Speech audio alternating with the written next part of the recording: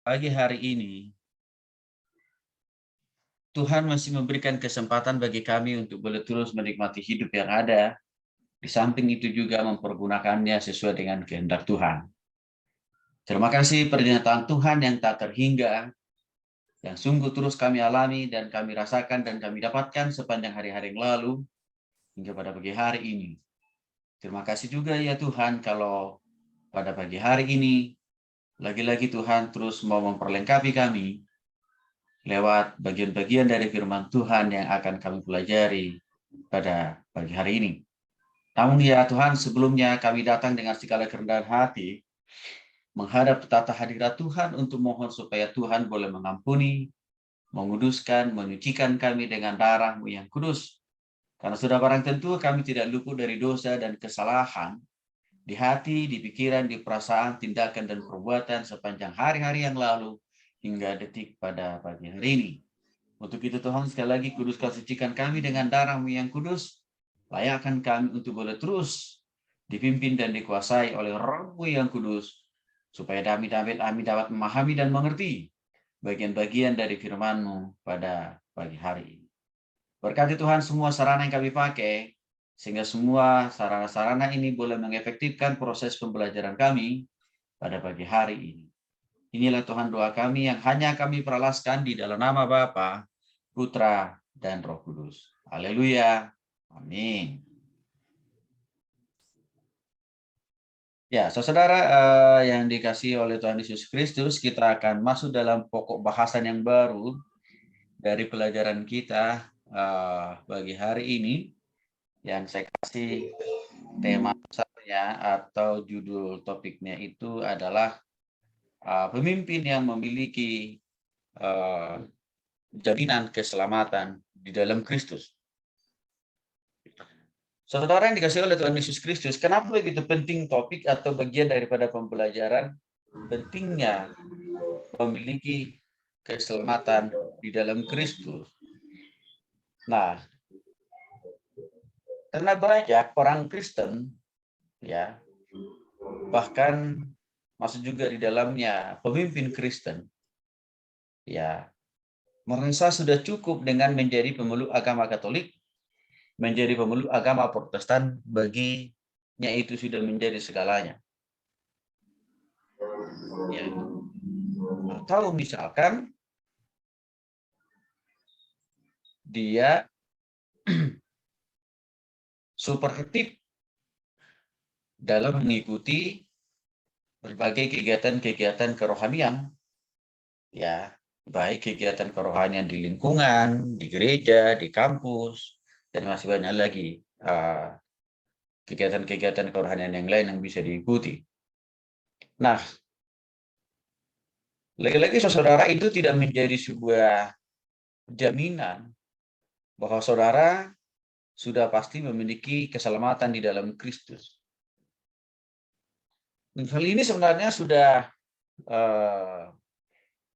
sering, bahkan sudah kurang lebih 21 tahun, saya selalu melakukan riset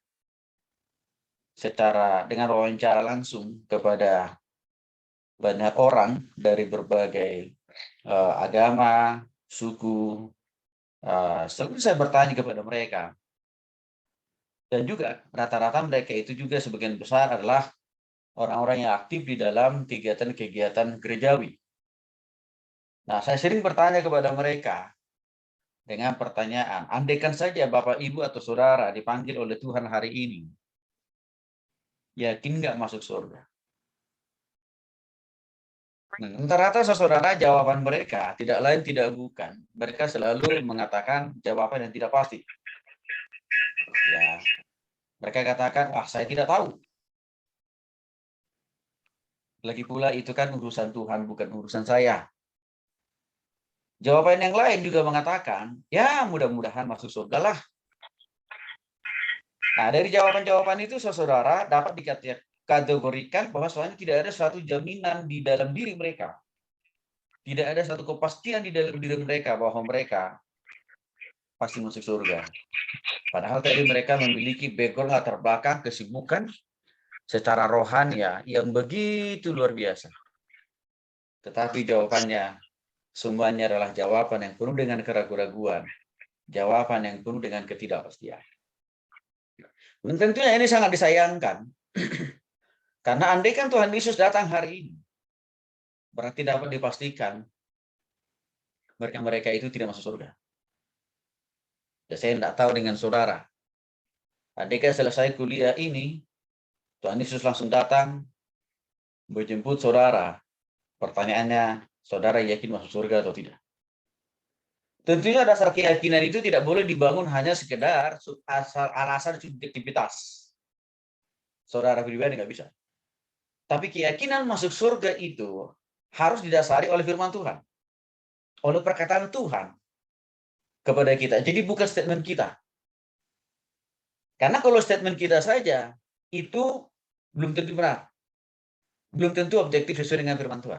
Maka yang perlu dicari di sini, yang perlu diyakini adalah apa yang jaminan Tuhan bagi kita itu apa. Jadi bukan kita yang menjamin kita itu masuk surga, bukan. Tapi bagaimana Tuhan punya jaminan yang pasti buat kita.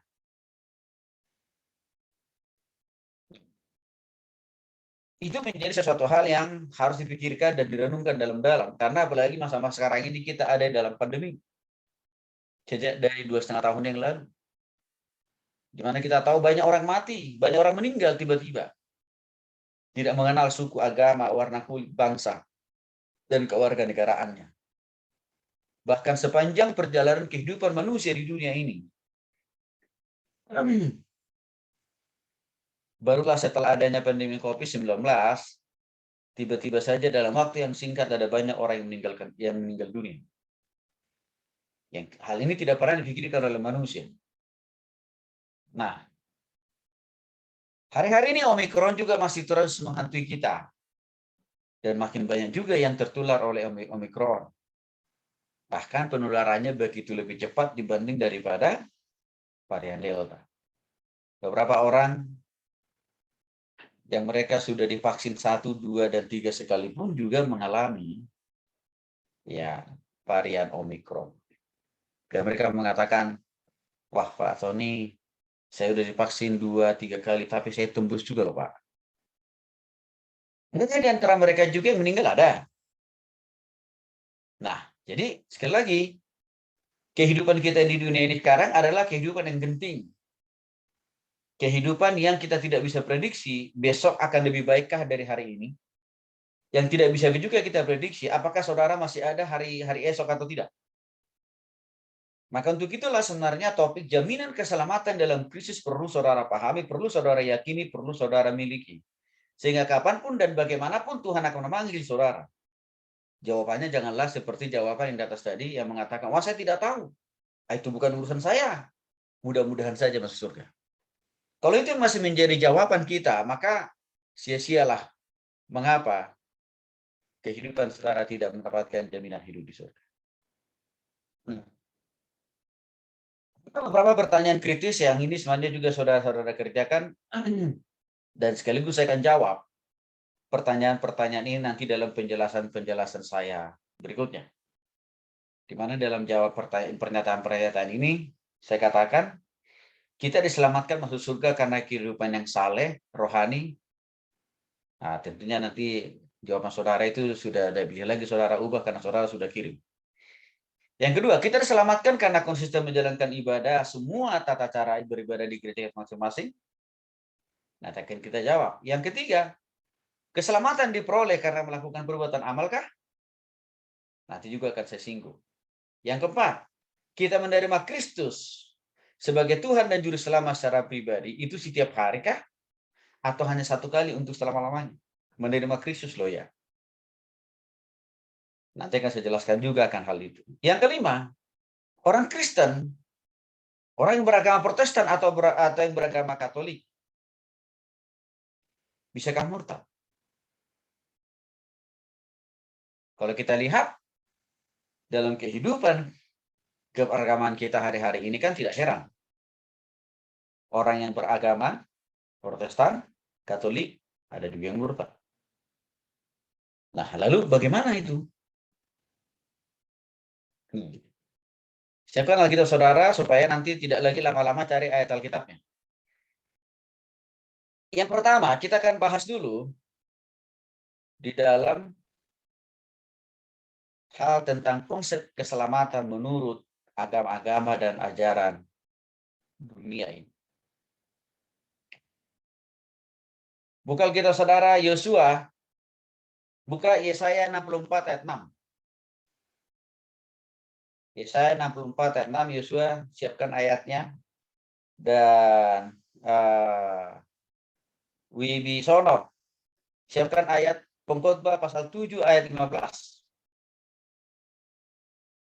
Lalu Daniel, Roma pasal 3 ayat 10 sampai 12.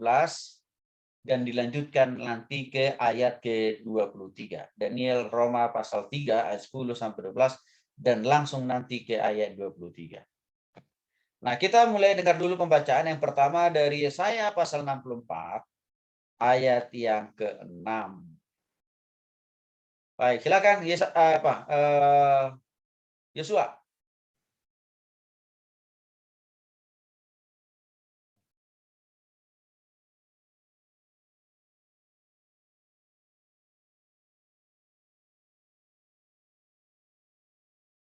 Yesaya 64 ayat 6.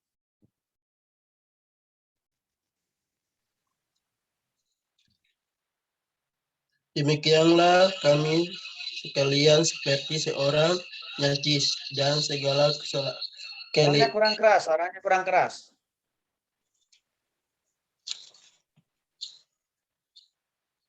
Demikianlah kami sekalian seperti seorang najis dan segala kesalehan kami seperti kain kotor. Kami sekalian menjadi layu seperti daun dan kami layak oleh kejahatan kami seperti daun dilayakkan oleh angin. Baik. Dari Yesaya pasal 64 ayat 6 sangat jelas dikatakan saudara, demikianlah kami sekalian seperti seorang najis dan segala kesalehan kami. Nah, perhatikan nih. Saleh itu kan rohani ya. Segala kesalehan kami seperti kain kotor. Jadi mereka sudah rohani sekalipun juga kotor. Ya.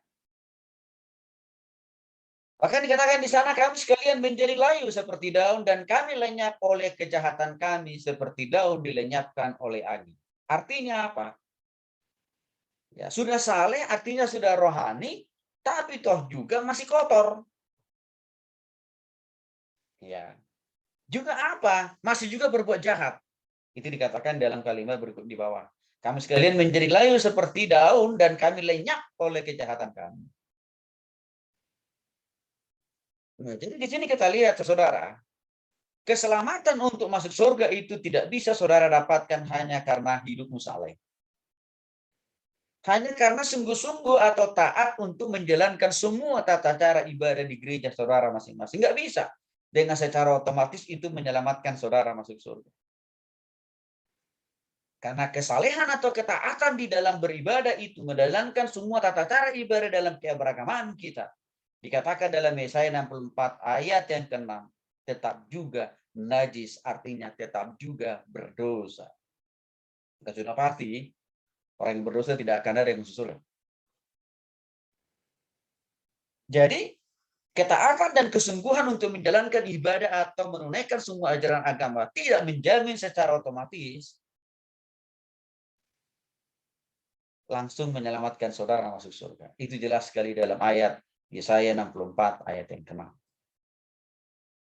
Mari kita lihat dalam Pengkhotbah pasal 7 ayat 15. Lanjut, bagian sahabat tadi ini.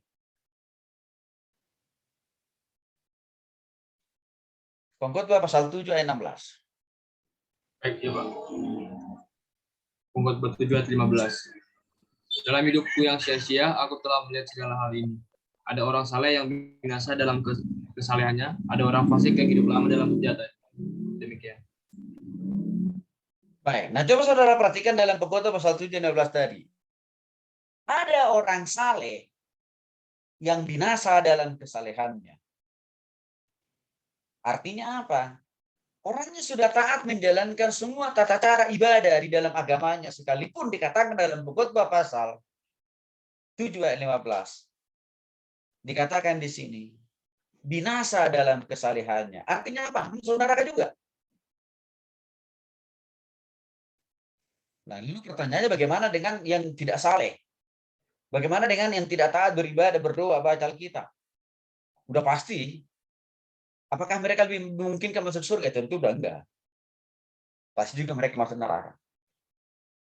Tapi maksudnya di sini, jangan berpuas diri, udah yakin pasti masuk surga. Hanya dengan saudara tertib, taat, mengikuti semua tata cara ibadah di gereja saudara. Karena kenapa? Itu tidak langsung secara otomatis menjamin saudara masuk surga. Karena orang saleh dikatakan di sini, ya binasa dalam kesalehannya. Maka untuk itu saudara, hati-hati. Jangan menganggap kalau saudara rajin berdoa, rajin baca Alkitab, rajin ibadah, rajin melayani, sudah pasti masuk surga. Enggak juga. Itu tidak langsung secara otomatis menjamin saudara masuk surga. Nah, mungkin saudara berpikir, wah, tapi masa sih? Ya, bapak saya, orang tua saya kan mendirikan gereja di kampung saya. Masa sih bapak saya nggak masuk surga? Tapi pengkhotbah katakan tadi jelas, orang saleh pun juga binasa kok. Orang saleh pun binasa, orang saleh, orang yang tak menjalankan semua tata cara ibadah di gerejanya pun termasuk mendirikan gereja juga bisa masuk neraka kok. Mengapa? Orang yang taat dan sungguh-sungguh menjalankan ibadah di gerejanya, ya tidak secara otomatis masuk surga, dan juga dikatakan tadi binasa pula. Kita lihat dulu di dalam Daniel, Roma pasal 3. Daniel baca dulu Roma pasal 3. Seperti ada tertulis, tidak ada yang benar, seorang pun tidak. Tidak ada seorang pun yang berakal budi, tidak ada seorang pun yang mencari Allah. Semua orang telah menyeleweng, mereka semua tidak berguna, tidak ada yang berbuat baik, seorang pun tidak. Karena semua orang telah berbuat dosa dan telah kehilangan kemuliaan Allah.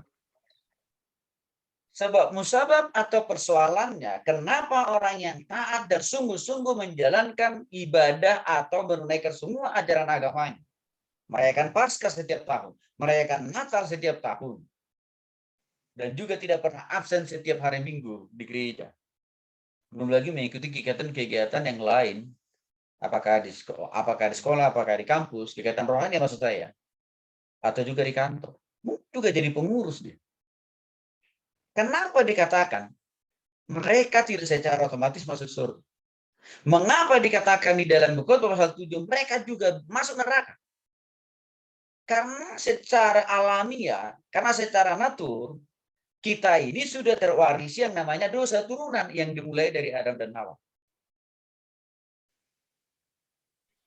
Maka itu telah ya juga menurunkan dosa di dalam diri setiap orang yang lahir ke dunia ini, termasuk saudara. Jadi dosa Adam dan Hawa itu tidak hanya mencemari diri mereka di hadapan Tuhan, tapi juga mencemari kita semua.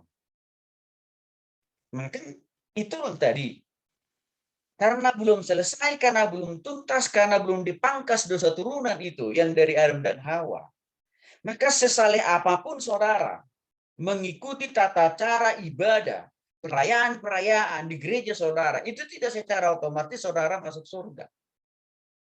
Itu juga yang dimaksud oleh Nabi Yesaya tadi. Orang saleh pun tidak dapat diselamatkan. Pengkhotbah juga katakan hal yang sama. Orang saleh pun masuk neraka. Karena kenapa? Dosa turunan itu belum dipangkas, belum dipotong. Itu persoalannya. Sehingga ketaatan dan kesungguhan kita dalam beribadah dan merayakan semua ritualitas keberagaman kita tidak secara otomatis menghapus dosa turunan ataupun juga menghantarkan saudara masuk surga. Enggak. Karena masih ada dosa turunan itu. Maka itu ditegaskan dalam Roma pasal 3:23, karena semua orang telah berbuat dosa dan telah kehilangan kemuliaan Allah.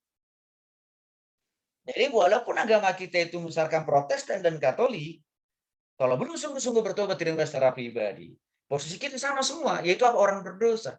Sehingga sesaleh apapun, setaat apapun saudara melakukan tata cara ibadah saudara, tetap juga dosa warisan itu menghalangi ya pengampunan dosa dan hidup yang kekal yang diberikan oleh Tuhan. Jadi ini adalah konsep keselamatan menurut agama-agama dan ajaran yang ada di dunia ini. Seringkali ya mendangkalkan, mempersempit, memperkecil jaminan untuk masuk surga itu hanya dengan yang penting saya salah. Padahal kita katakan enggak. Kesalehan itu, ketaatan itu, kesungguhan menjalankan ibadah dan perayaan-perayaan di dalam agama kita masing-masing tidak langsung menjamin kita masuk surga. Itu jelas dikatakan dalam Yesaya 64 dan juga Pengkhotbah pasal 7 ayat 15 dan juga Roma pasal 3 10 sampai 12 dan juga ayat yang ke-23. Bagaimana kita lihat? Ini masih tentang konsep agama-agama di dunia ini ya atau ajaran-ajaran yang di dunia ini tentang ya bagaimana memperoleh jalan keselamatan. Yang kedua mari kita lihat dulu.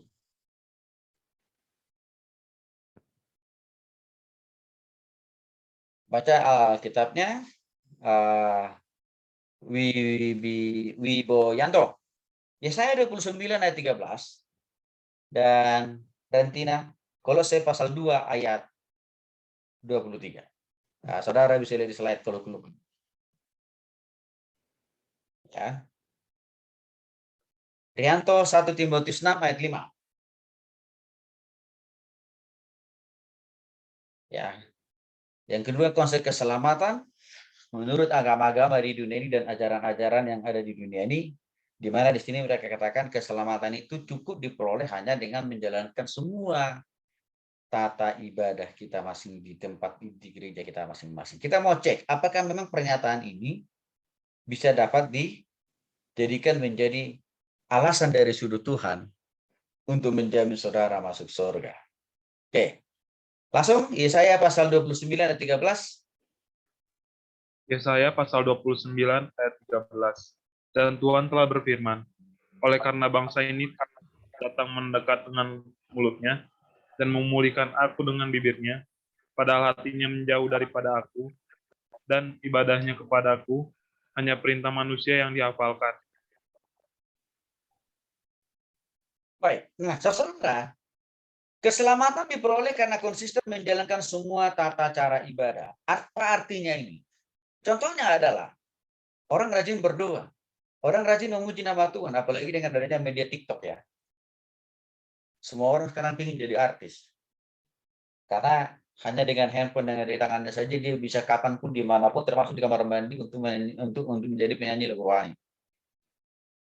Merayakan hari-hari besar, Paskah, Natal, ya itu tidak secara otomatis juga menjamin saudara masuk surga. Karena Yesaya 29 ayat 13 berkata tadi, bangsa ini senang memuja-muji atau berseru-seru menyebut namaku, kan gitu ya.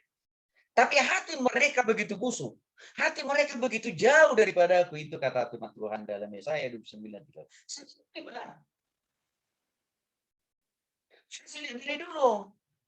Kita itu senang untuk memuji-muji nama Tuhan. Menyanyikan lagu-lagu rohani. Oh, apalagi kalau di bulan Desember. Kita orang Kristen ini senang sekali untuk mengajukan diri ya menyampaikan kesaksian pujian baik dalam bentuk kesaksian pujian pribadi atau solois ya atau duet atau trio bahkan kor. Harapannya apa? Dia berpikir dengan dia menyanyikan lagu rohani ikut kelompok-kelompok paduan suara kor tadi pasti dia masuk surga. Alkitab katakan no. Di Indonesia ada juga sebagian orang Kristen yang menganggap wah, kalau saya jadi WL dan singer, tim pemain musik keren. Masuk surga pula. Siapa bilang? Nah, kenapa bisa saja mereka senang memuja-muji nama Tuhan melalui bibir dan mulutnya, tapi hati mereka penuh dengan kebusukan. Itu kan yang dikoreksi oleh Yesaya pasal 9 ayat 13.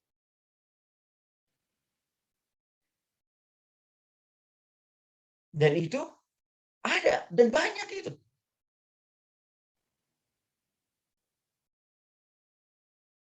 Bahkan saudara, ada pencipta lagu rohani. Cukup terkenal. Dan dia juga menyanyikan lagu-lagu rohani yang dia tulis. Dan semua orang kagum dengan karya dan ciptaannya dan bahkan juga dengan suaranya yang begitu bagus dan begitu indah. Pasti diundang di berbagai gereja. Apalagi kalau Natal mahasiswa. Wih, laris sekali karena dia masih muda. Tapi apa yang terjadi, saudara? Kurang lebih 5 tahun yang lalu terekspos oleh media. Dia menceraikan istrinya yang masih hidup. Lalu dia nikah lagi dengan istri orang lain. Itulah seorang penulis lagu rohani dan juga penyanyi lagu rohani. Itu memberikan sebuah pertanda, itu memberikan sebuah bukti bahwa Yesaya pasal 29 ayat 13 benar. Orang bisa saja memuji-muji nama Tuhan. Orang bisa saja menulis lagu rohani yang begitu indah dan manis didengar. Tetapi hatinya busuk, hatinya jauh, artinya hatinya belum sungguh-sungguh bertobat kepada Tuhan. Saya juga banyak menjumpai orang yang mengklaim dirinya menjadi worship leader atau singer terbaik di gerejanya. Tetapi muta. Tetapi homo, lesbi, bahkan apa? Hamil di luar nikah. Padahal belum menikah resmi di gereja. Nah, ini membuktikan ya bahwa berdoa, bernyanyi itu tidak langsung menjamin saudara untuk surga. Walaupun memang waktu saudara bernyanyi atau ikut paduan suara, ikut kor di gereja saudara kelihatannya keren ya, ditonton oleh ribuan mata jemaat di gereja itu. Bahkan mungkin terhipnotis jemaat mendengarkan pujian yang saudara sampaikan. Tapi hati-hati. Itu tidak secara otomatis pasti menjamin saudara masuk surga. Mari kita lanjut Kolose pasal 2 ayat 23. Lanjut. Kolose pasal 2 ayat 23. Peraturan-peraturan ini walaupun nampaknya penuh hikmat dengan ibadah buatan sendiri, seperti merendahkan diri, menyiksa diri, tidak ada gunanya selain untuk memuaskan hidup duniawi.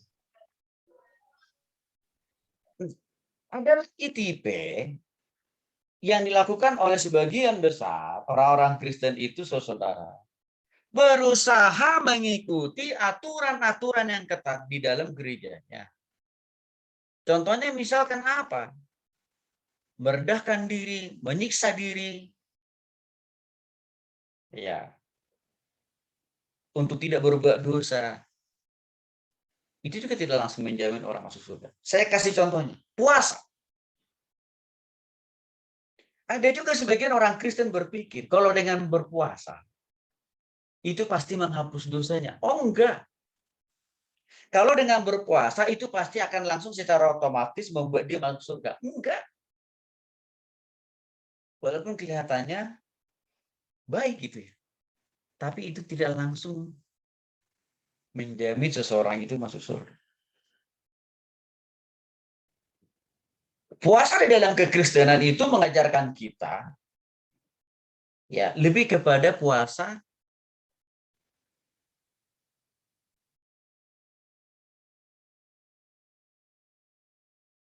rohani. Itu apa? Tidak lagi doyan dan suka berbuat dosa. Walaupun boleh diselingi juga dengan puasa tidak makan dan tidak minum. Boleh, tapi jangan hanya kejebak kita tidak puasa, tidak makan, tidak minum. Tapi hidup dalam dosa terus nggak ada gunanya itu. Kalau saudara berpuasa tidak makan dan tidak minum, maka artinya secara rohani, saudara juga harus puasa. Puasa itu artinya berhentikan. Jangan lagi memikirkan dosa, apalagi melakukan dosa, menyimpan dosa. Jadi jangan hanya kejebak tidak makan, tidak minum. Tapi juga harus tidak boleh memikirkan, menyimpan, dan berbuat dosa itu. Itu namanya puasa dalam kekristenan, benar itu. Puasa dalam kekristenan itu, yang ketiga, maknanya tujuannya adalah menunjukkan ketergantungan kepada Tuhan. Bahwa kita tidak sanggup melakukan apapun, tidak sanggup menghadapi persoalan, pergumulan, tantangan yang ada ini. Selain daripada hanya berserah kepada Tuhan, bukan menyerah. Tapi sekali lagi, banyak orang berpikir, Kalau melakukan semua itu sudah pasti masuk surga. Kata Alkitab, Kolose pasal 2 ayat 3, enggak.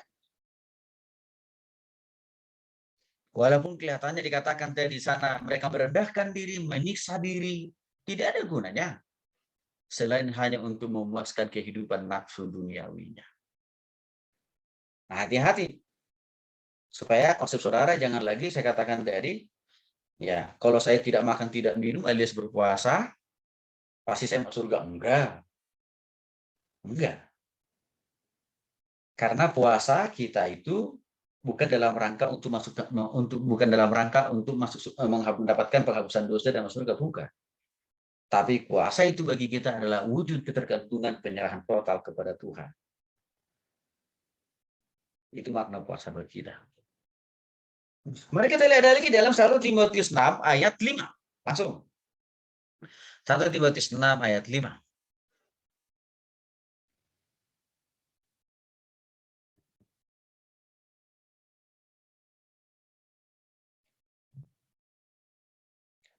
Tadi ini bagian siapa ya?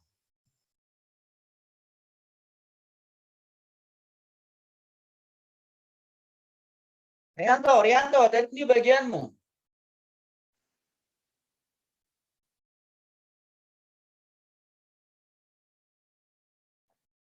Soalnya kamu masih di unmute.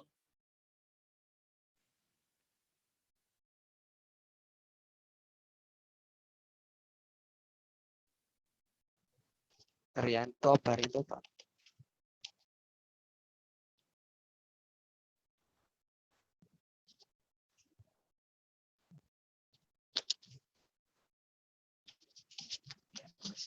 Nah, Mesius, lupakan aja itu.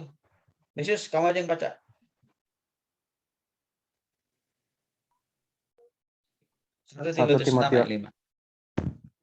Timotius 6 ayat 5.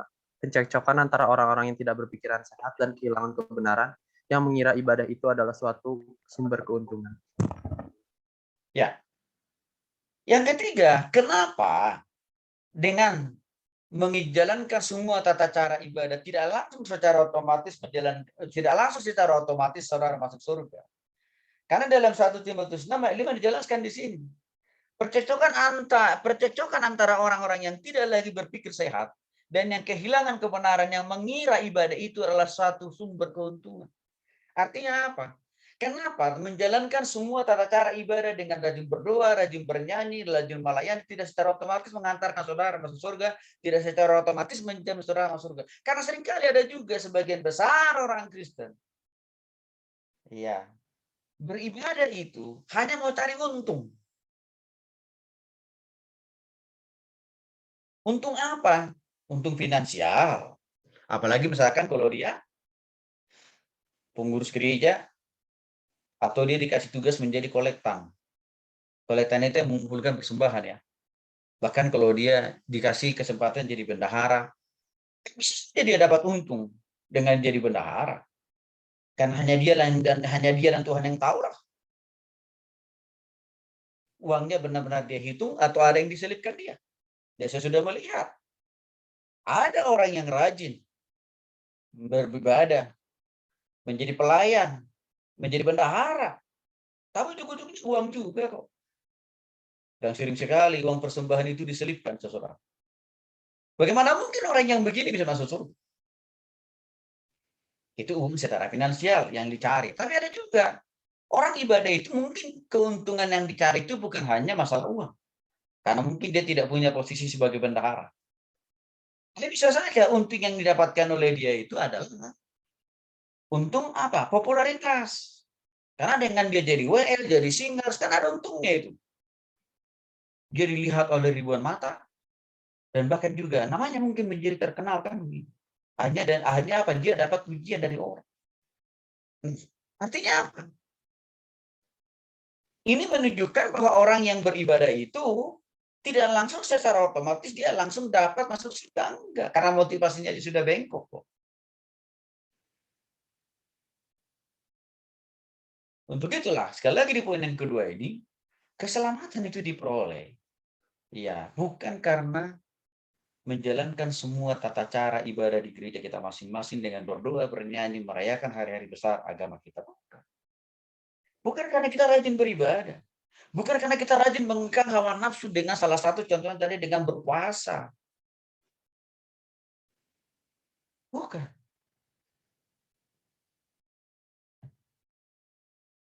Ini keselamatan tidak diperoleh karena melakukan perbuatan amal. Baca Alkitabnya. Agung Ruing. Efesus 2 ayat 8 sampai 9.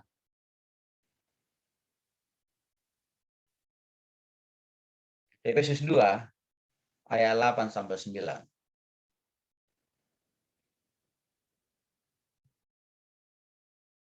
Langsung.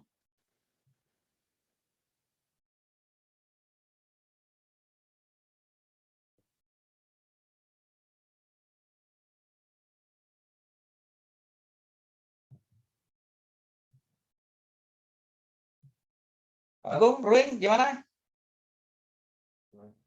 Ya Pak, bentar Pak.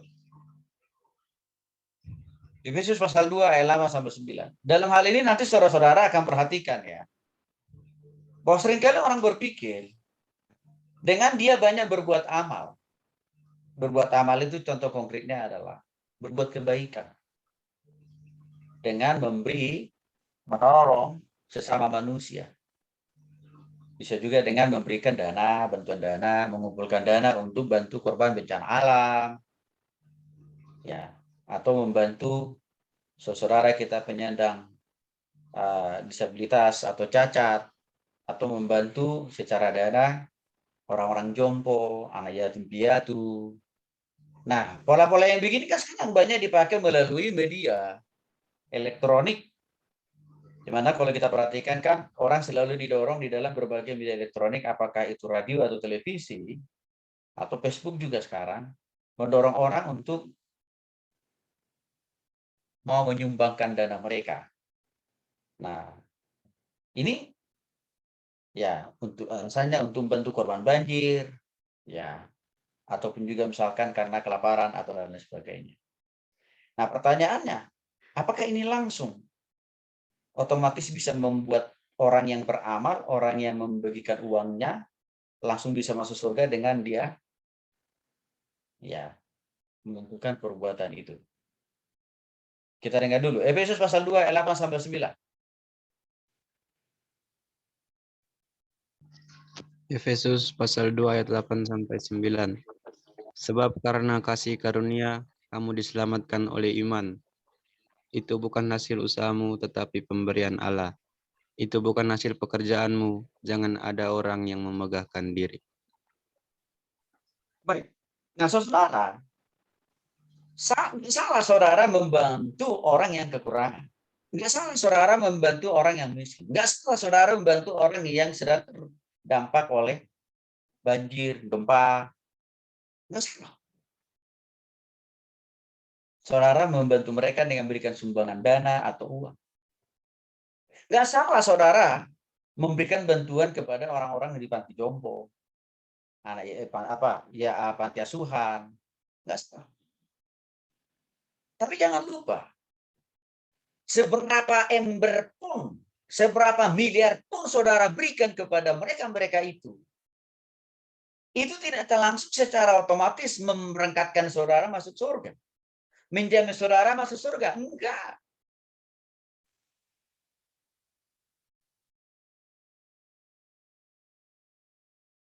Karena kita diselamatkan itu dikatakan, karena kasih karunia kamu diselamatkan oleh iman itu bukan hasil usahamu, tetapi pemberian Allah.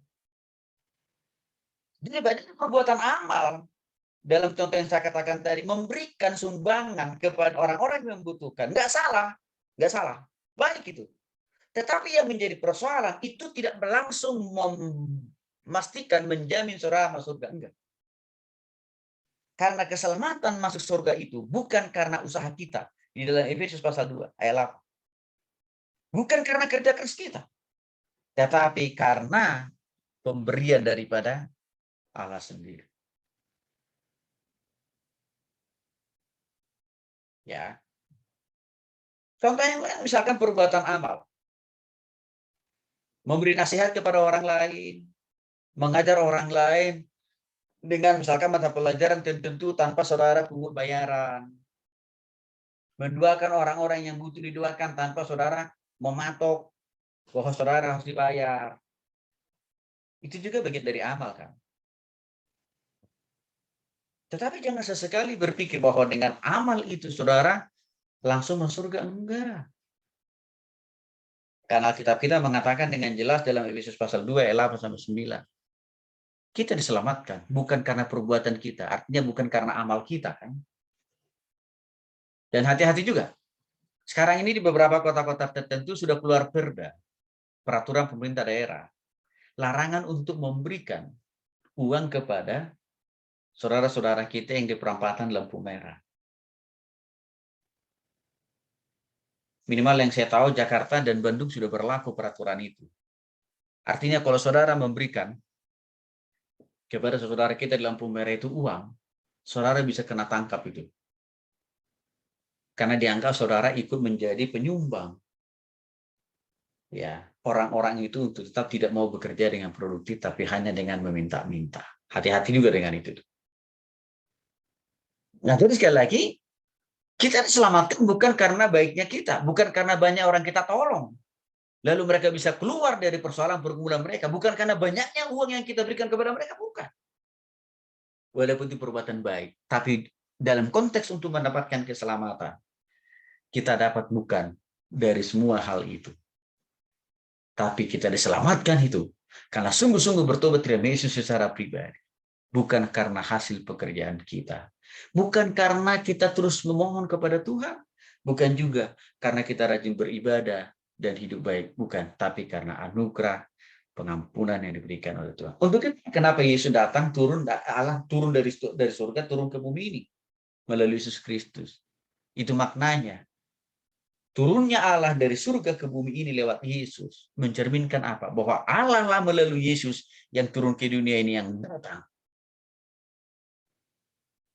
untuk memberikan pengampunan dosa dan hidup yang kekal bagi saudara. Maka tugas saudara hanyalah mengakui Yesus yang telah mati dan bangkit itu untuk menghapus dosamu dan menerima Dia sebagai Tuhan dan Juru Selamat secara pribadi dalam hati saudara. Itu yang bisa menyelamatkan, bukan karena perbuatan amal kita. Walaupun tadi menolong orang lain, membantu orang kesusahan, baik. Tetapi kalau dalam konteks untuk mendapatkan pengampunan dosa hidup kekal saudara, tidak bisa karena melakukan semua itu. Saudara coba perhatikan gambar berikut ini.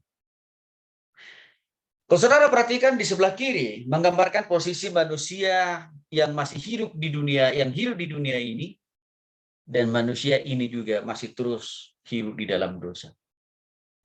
Dia bingung bagaimana caranya untuk bisa masuk surga. Lihat yang gambar yang sebelah kirinya, sebelah kanannya, surga dengan Bapa yang kudus.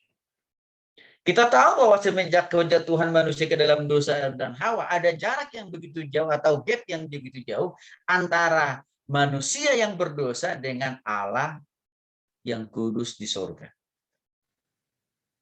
Yang menjadi penyebabnya itu dosa. Lalu manusia yang berdosa ini berusaha untuk menyelamatkan dirinya. Dengan cara apa? Berbuat kebaikan kepada semua orang tanpa memandang suku, agama, dan ras. Berbuat kebaikan.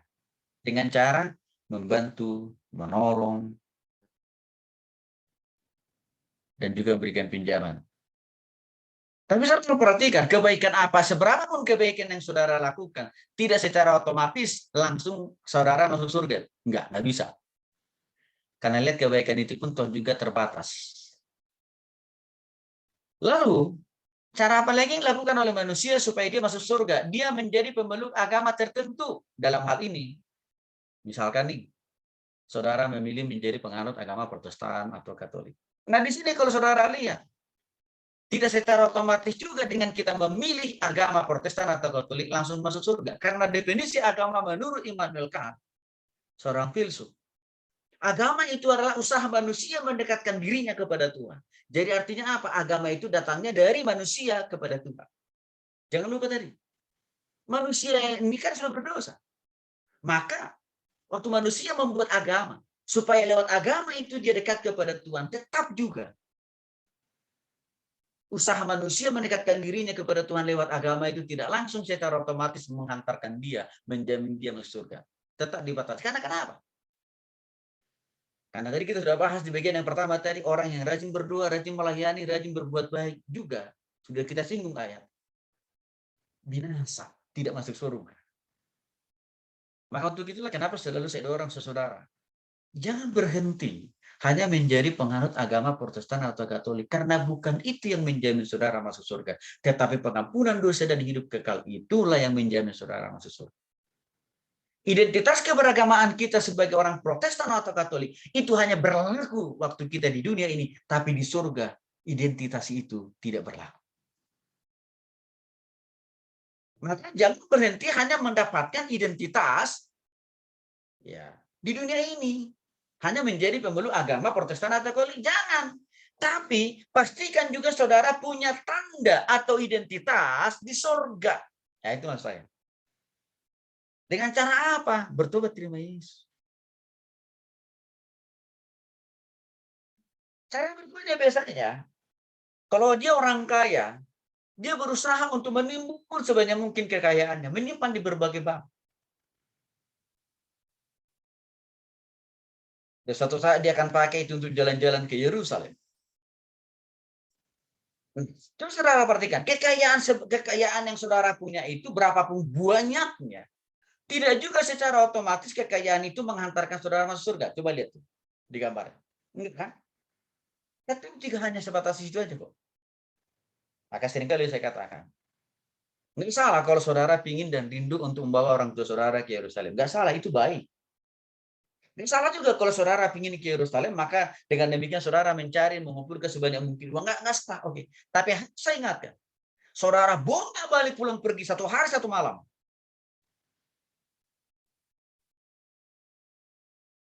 Bandung, Yerusalem gitu. Itu tidak langsung otomatis membuat saudara masuk surga.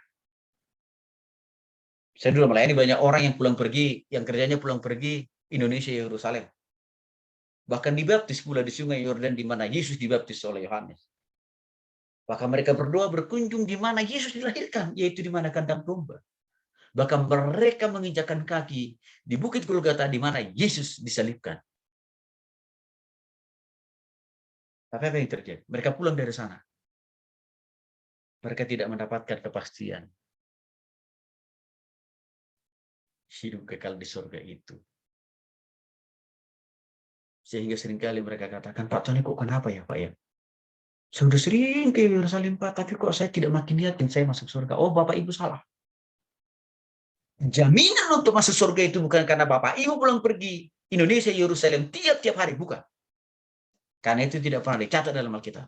Tapi jaminan masuk surga itu karena Bapak Ibu sungguh-sungguh bertobat tidak menyesal dalam hati Bapak. Akhirnya mereka harus melayani, harus saya injili secara pribadi-pribadi. Barulah dengan anugerah Tuhan mereka bertobat terima Yesus. Lalu setelah itu baru saya tanya dalam perjumpaan pemuritan PA berikutnya, gimana Bapak Ibu masih rahukah akan keselamatan Ibu, Bapak Ibu di dalam Kristus? Udah enggak Pak. Bapak Ibu masih mau cari-cari lagi ke Yerusalem supaya Bapak Ibu masuk surga? Udah cukup Pak. Kami udah paham Alkitab. Nah ini harus paham ya. Karena hari-hari saya katakan tadi, saya harus bolak-balik melayani orang Kristen yang kerjanya Indonesia, Yerusalem. Habis uangnya, habis kekayaannya. Tapi nggak pernah mendapatkan keselamatan. Oke. Nah, bagi saudara yang mahasiswa seringkali menganggap kalau IPK saya 4, pengetahuan saya banyak, gelar saya banyak, wawasan saya dalam begitu luas, maka saya pasti masuk surga. Lihat, nggak ada itu.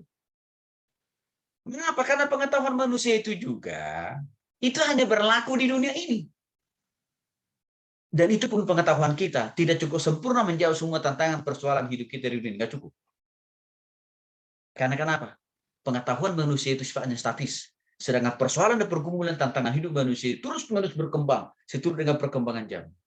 Dan kadang-kadang ilmu pengetahuan tidak selalu bisa mengimbangi itu. Apalagi untuk masuk surga. Pengetahuan saudara, IPK saudara nggak bisa menyelamatkan saudara masuk surga. Saya sudah punya gelar Master 2, Doktor 2. Saya masuk surga bukan karena gelar saya itu. Tapi saya punya jaminan masuk surga. Karena saya sungguh-sungguh bertobat terima secara pribadi. Kurang lebih 25 tahun yang lalu. Semua gelar yang saya punya langsung menjawab semua persoalan, pergumulan, tantangan dalam hidup saya. Oh enggak. Maka saudara jangan menganggap kalau engkau sudah sarjana S1 sudah segala-galanya. Saya mau ingatin. Belum ada apa-apanya itu. Itu tidak cukup menyelesaikan persoalan hidup saudara. Apalagi itu tidak bisa menyelamatkan saudara masuk surga. Kecuali kalau saudara sungguh-sungguh bertobat kepada Yesus. Maka dalam hal ini saya mau katakan kepada saudara. Banyaknya pengetahuanmu, banyaknya ilmu, gelarmu tidak menjamin engkau masuk surga. Belum lagi mungkin. Kenapa pengetahuan saudara tidak bisa menjamin saudara masuk surga? Ngerjain tugas saja nyontek. Coba, bagaimana pengetahuanmu, IPK-mu itu bisa memberkatkan kau masuk surga? Ngerjain tugas saja copy paste. Ngerjain ujian aja nyontek. Kan surga itu tidak boleh sesuatu hal yang berhubungan 1 detik, satu titik dosa kan nggak boleh bersinggungan dengan surga. Nggak boleh masuk surga. Ini buktinya pengetahuan siapapun tidak bisa menyelamatkan dia masuk. Bahkan saya mau katakan, pengetahuan saudara seberapa banyak pun tidak bisa juga serta-merta menyelamatkan saudara hidup di dunia ini. Nggak bisa. Apalagi masuk surga. Terlalu kejauhan. Yang berikutnya, tadi kita sudah bahas tentang amal, memberi sumbangan, memberi bantuan dalam bentuk uang kepada orang lain. Itu juga tidak bisa menyelamatkan saudara masuk surga. Karena dorongan saudara untuk berbuat baik atau untuk beramal itu seringkali juga karena ada motivasi yang bengkok. Yaitu apa? Supaya saudara dapat pujian dari orang yang menerima sumbangan dari saudara. Supaya saudara diagung-agungkan. Supaya saudara terkenal. Supaya nama saudara selalu disebut di mana-mana. Itu udah bengkok kan?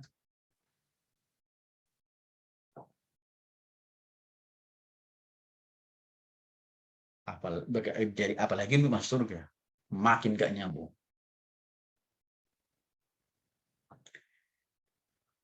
Oke. Nah, sekarang kita akan masuk konsep untuk mendapatkan keselamatan yang benar. Yang benar nih sekarang nih. Kalau tadi kan konsep mendapatkan keselamatan yang salah. Minimal 3 tadi kita sudah bahas. Dan di gambar tadi kesimpulannya. Nah sekarang kita masuk konsep untuk mendapatkan keselamatan yang benar. Ukurannya sesuai firman Tuhan. Oke, siapkan lagi kita saudara. Saya langsung buka dulu ayatnya semuanya. Nah yang pertama adalah ya, saudara harus mengaku saudara orang berdosa. Jangan membenarkan diri. Kalau saudara selalu menganggap, saya nggak pernah berdosa, saya nggak pernah jahat, maka tidak akan ada pengampunan dosa hidup kekal bagi saudara. Karena kenapa? Saudara menganggap lebih hebat dari Tuhan. Maka yang pertama dikatakan di sini adalah, akui bahwa memang saudara itu mendapatkan dosa turunan. Dari mana? Adam dan Hawa kan. Yang diturunkan lewat opung saudara, kakek saudara, mbak saudara, engkong saudara. Lalu diturunkan kepada papa mamamu. Lalu papa mamamu menurunkan lagi kepadamu. Itu yang dimaksud dengan dosa warisan. Inilah yang merusak, inilah yang menjadi penghalang. Kenapa setiap orang yang rajin beramal, rajin beribadah, rajin berdoa, rajin baca Alkitab, rajin puasa, tidak secara otomatis dia masuk surga. Itu persoalan karena dosa warisan. Maka cara yang pertama adalah sadari, akui bahwa saudara orang berdosa. Jadi kita sudah baca dalam Roma pasal 6 ayat 3. Kalau saudara terus-menerus hidup di dalam dosa dan tidak ada kesadaran untuk mau mengakui dosa dan bertobat kepada Tuhan, maka Roma 3:23 ujung-ujungnya apa? Maut. Maut itu apa? Neraka. Sebelum kita bicara masalah neraka yang kekal, nanti bagi orang yang tidak mau sungguh-sungguh bertobat, juga ada neraka kekinian. Waktu saudara masih hidup di dunia ini, yaitu apa? Kesukaran, penderitaan yang terus-menerus. Kebodohan yang terus-menerus. Para saudara sudah berusaha untuk belajar menghafal, tapi tetap saja saudara tidak paham, saudara tidak mengerti apa saudara diajar. Itu bagian bentuk dari neraka di dunia ini. Itu kalau orang tidak mau sungguh-sungguh bertobat kepada Kristus. Cara yang ketiga, harus mau bertobat dan terima Yesus secara pribadi dalam hati. Baca dulu ayatnya. Galatia pasal 3, ayat yang ke-13. Baca dulu namanya siapa nih? Yakub. Galatia pasal 3 ayat 13. Lalu nanti Renaldi. Roma 5 ayat 9 sampai 10. Dilihat di slide ya. Renaldi Roma 5 ayat 10. Roma 5 ayat 9 sampai 10. Lalu Yeremia Roma 10 ayat 9 sampai 10. Dilihat ayat-ayat yang ada di slide. Kita dengar dulu yang pertama dari Yakub White. Galatia 3:13. Oke, oh ya 13.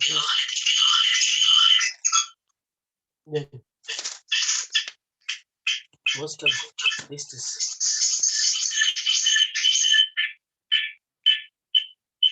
Galatia 3:13. Suaranya kurang kedengaran. Galatia 3 ayat 13. Kristus telah menebus kita dari kutuk hukum Taurat dengan jalan menjadi kutuk karena kita, sebab ada tertulis, terkutuklah orang yang diguntung pada kayu salib. Oke. Jadi caranya untuk mendapatkan keselamatan yang benar sesuai dengan firman Tuhan, yang pertama tadi harus mengakui bahwa diri orang berdosa. Jangan lagi merasa benar di hadapan Tuhan. Yang kedua, sadari bahwa kalau saudara ikut dalam dosa akan mengakibatkan kegagalan di dunia ini dan juga kehancuran, baik secara studi, baik secara karir, baik juga dalam secara kesehatan.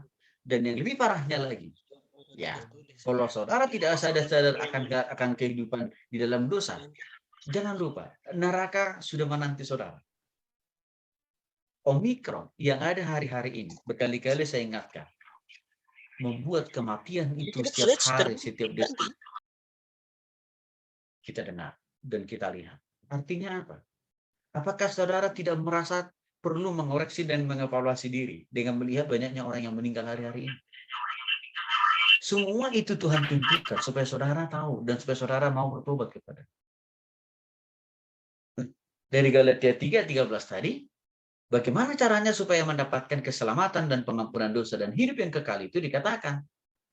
Saudara tidak cukup hanya tahu Yesus itu lahirnya di kandang domba, lalu dia mati, dikuburkan, lalu bangkit pada hari yang ketiga. Itu nggak cukup hanya saudara tahu secara logika, nggak cukup. Persoalan kita itu orang Kristen itu banyakkan orang sudah hafal itu. Padahal maksud Tuhan itu tidak hanya berhenti saudara cukup hafal prosesi Yesus lahir, mati, dan bangkit. Tapi yang lebih penting dari semua itu dikatakan di sini. Apakah saudara percaya Yesus lahir, Yesus mati dan bangkit pada hari yang ketiga? Itu justru untuk mengampuni dosa saudara dan memberikan saudara hidup yang kekal. Itu yang Yesus mau. Jadi kalau tanpa pemahaman dan pengetahuan yang seperti saya katakan tadi, tapi saudara hanya tahu, oh saya tahu kok istilah di mana, di kandang domba, di Yerusalem, kota yang kecil. Itu tidak banyak saudara kalau saudara hanya tahu. Waktu saudara ditanya di manakah Yesus lahir, di mana Yesus mati dan bangkit, saudara bisa sebut. Itu tidak menjamin saudara masuk surga, tapi yang menjamin saudara masuk surga itu adalah resapi, maknai, arti dari kelahiran dan kematian Kristus. Tidak lain tidak bukan untuk mengampuni dosamu dan berikan kau hidup yang kekal. Imani itu maksudnya. Itu yang Tuhan mau. Karena saya lihat Kita ini hafal betul itu di mana Yesus lahir, mati, dan bangun. Hafal betul. Untuk itulah kalau saudara disuruh untuk memainkan drama, memerankan drama Yesus ya. Waktu lahir di kandang domba, di kayu salib. Wah, bahkan ada orang Kristen yang sampai rela untuk menyelipkan kedua tangan dan kaki di bulan-bulan Paskah. Tapi saya ingatkan, itu tidak menjamin orang itu langsung masuk surga, walaupun dia merelakan tangannya dan kakinya untuk dipaku. Karena yang Tuhan ini mau adalah kelahiran, kematian, kebangkitan Kristus itu. Imani, percayai bahwa itu untuk menghapus dosa saudara. Lanjut, Roma pasal 5 ayat 9 sampai 10. Roma 5 ayat 9 sampai 10, lebih-lebih karena kita sekarang telah dibenarkan oleh darahnya, kita pasti akan diselamatkan dari murka Allah. Sebab jika kalau kita ketika masih seteru diperdamaikan dengan Allah oleh kematian anaknya, lebih-lebih kita yang sekarang telah perdamaikan pasti akan diselamatkan oleh hidupnya. Nah, baik. Yang keempat, konsep keselamatan, mendapatkan keselamatan yang sesuai dengan firman Tuhan itu adalah saudara harus mau sungguh-sungguh bertobat. Maksudnya bertobat, berhenti dari segala bentuk dosa di hati, di pikiran, perasaan, tindakan, dan perbuatan. Berhenti. Stop untuk itu semua. Atau dalam bahasa yang lain, berbalik 180 derajat. Berbaliknya bukan hanya 1 derajat, 10 derajat, bukan hanya 90 derajat, 180 derajat.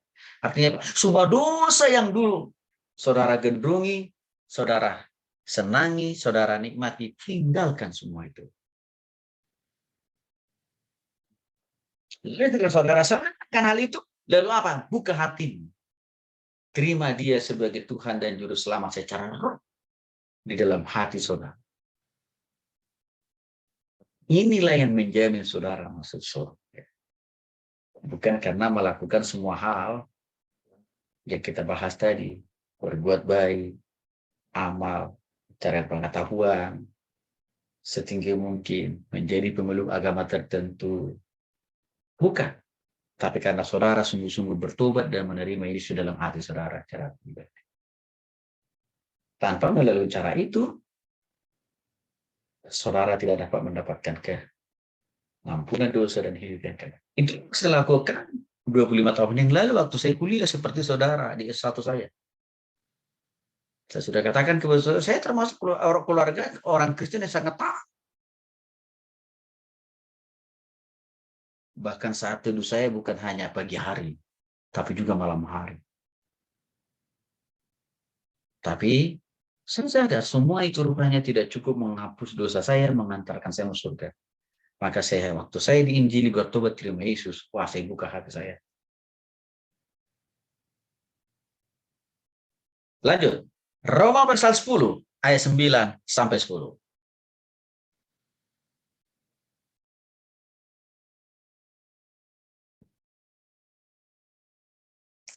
Roma pasal 10 ayat 9 sampai 10. Cara untuk mendapatkan keselamatan yang sesuai dengan firman Tuhan.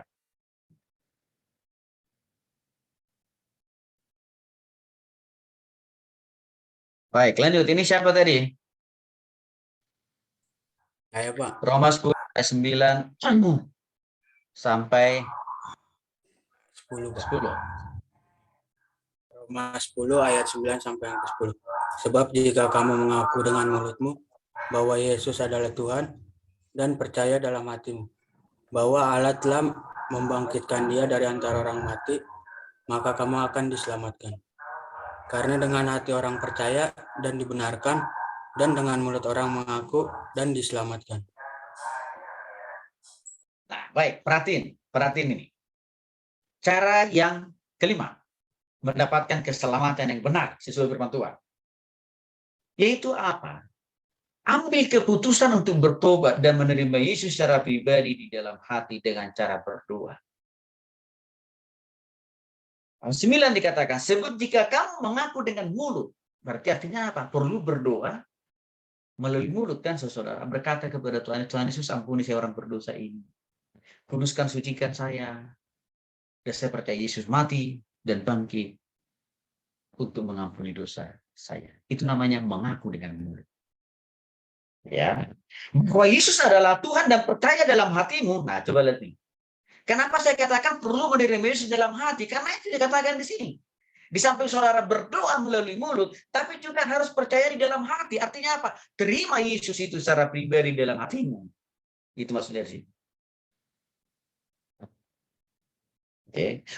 Juga waktu saudara berdoa melalui mulut dan percaya dalam hati dengan mengatakan, Tuhan Yesus, saya mengundang Engkau sebagai Tuhan dan Juru Selamat secara pribadi dalam hatiku. Karena itu dikatakan dalam kalimat berikutnya, bahwa Allah telah membangkitkan dia dari antara orang mati, maka kamu akan diselamatkan.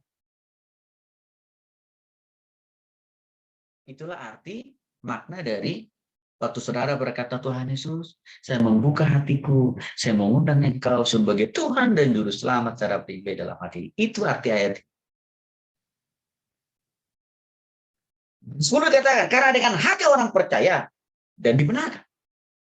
Dan dengan mulut orang mengaku dan diselamatkan.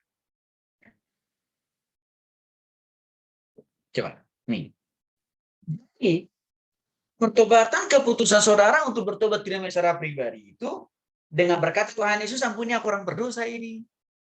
Kuduskan, sucikan saya atas segala pelanggaran dosa-dosa saya dulu dan saat ini.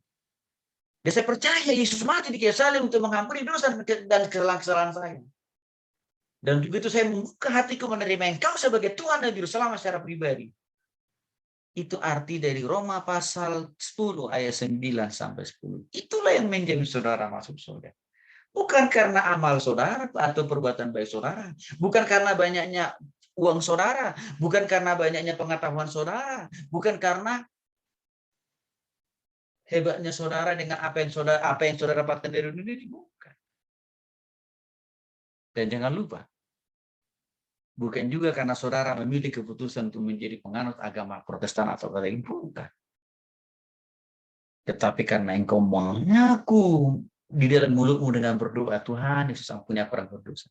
Lalu engkau meyakini dalam hatimu dengan berkata, saya buka hatiku, saya terima engkau sebagai Tuhan dan Juru Selamat secara pribadi. Itulah yang menyelamatkan saudara.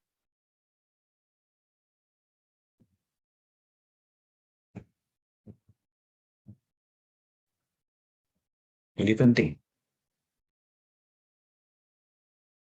Baik. Lalu pertanyaannya tadi, sebenarnya soal-soal di atas tadi kita sudah jawab 2. Lalu soal berikutnya kan bertanya, pertanyaan yang ketiga tadi mengatakan ini, berapa kalikah kita terima Yesus sebagai Tuhan dan Juru Selamat secara pribadi? Oke.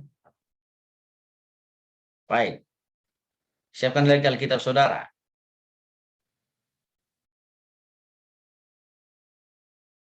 Yakub Ibrani 9 ayat 26 sampai 28. Siapkan ayatnya. Yakub Ibrani 9 ayat 26 sampai 28. Lalu Agung. Siapkan Ibrani 13 ayat 5. Lalu Renaldi. Siapkan Galatia 5 ayat 17 sampai 21. Galatia 5 ayat 17 sampai 21. Lalu Bianto. Galatia 5 ayat 22 sampai 25. Oke. Dilihat ayat-ayatnya tadi ada di slide supaya saudara nggak kelupaan. Mulai dari Yakub dulu. Ibrani pasal 9 ayat 26 sampai dengan 28.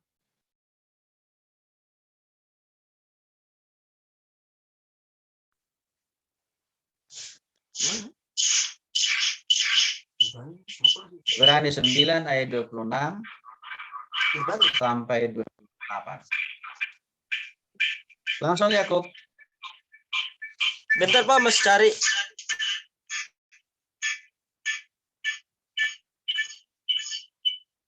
Oke. Renti. Coba kamu Ren dulu, Renti. Ibrani 9 ayat 26 sampai 28, Renti. Ibrani pasal 9 ayat 26 sampai 28.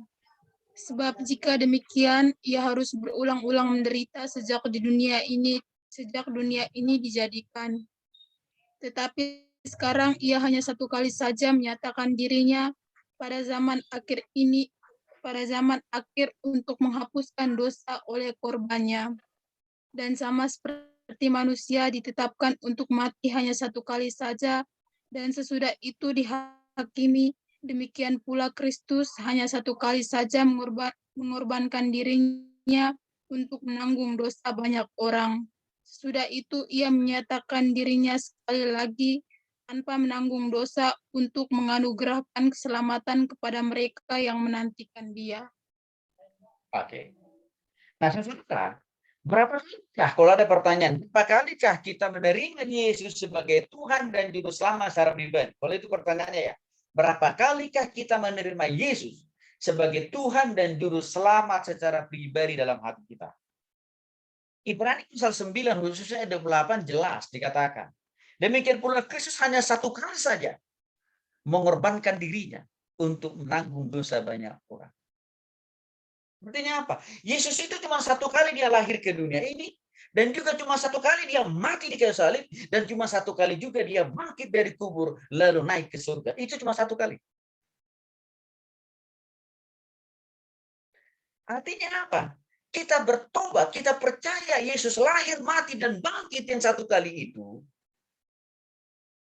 Artinya hanya satu kali juga kita mengimani Yesus yang telah lahir dan mati dan bangkit itu sebagai Tuhan, sebagai Tuhan dan Juru Selamat secara pribadi. Hanya satu kali.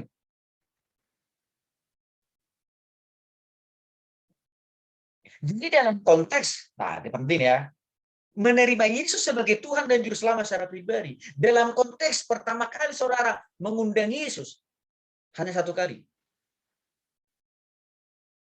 Dalam konteks saudara mau lahir baru, hanya cuma satu kali. Dengan waktu saudara percaya menerima Yesus sebagai Tuhan dan Juru Selamat secara pribadi. Cuma satu kali. Karena Yesus itu cuma satu kali dia lahir, satu kali dia mati di kayu salib, hanya satu kali dia juga dikuburkan, hanya satu kali juga dia bangkit. Jadi terima Yesus sebagai Tuhan dan Juru Selamat secara pribadi, bukan berkali-kali, bukan. Kecuali kalau misalkan saudara mau mengaku dosa, boleh berkali-kali. Atau mau minta dipimpin dan dikuasai oleh Roh Kudus, itu boleh berkali-kali. Tapi kalau dalam konteks untuk mau mendapatkan kelahiran baru atau mendapatkan pertobatan secara pribadi kepada Kristus hanya satu kali kok.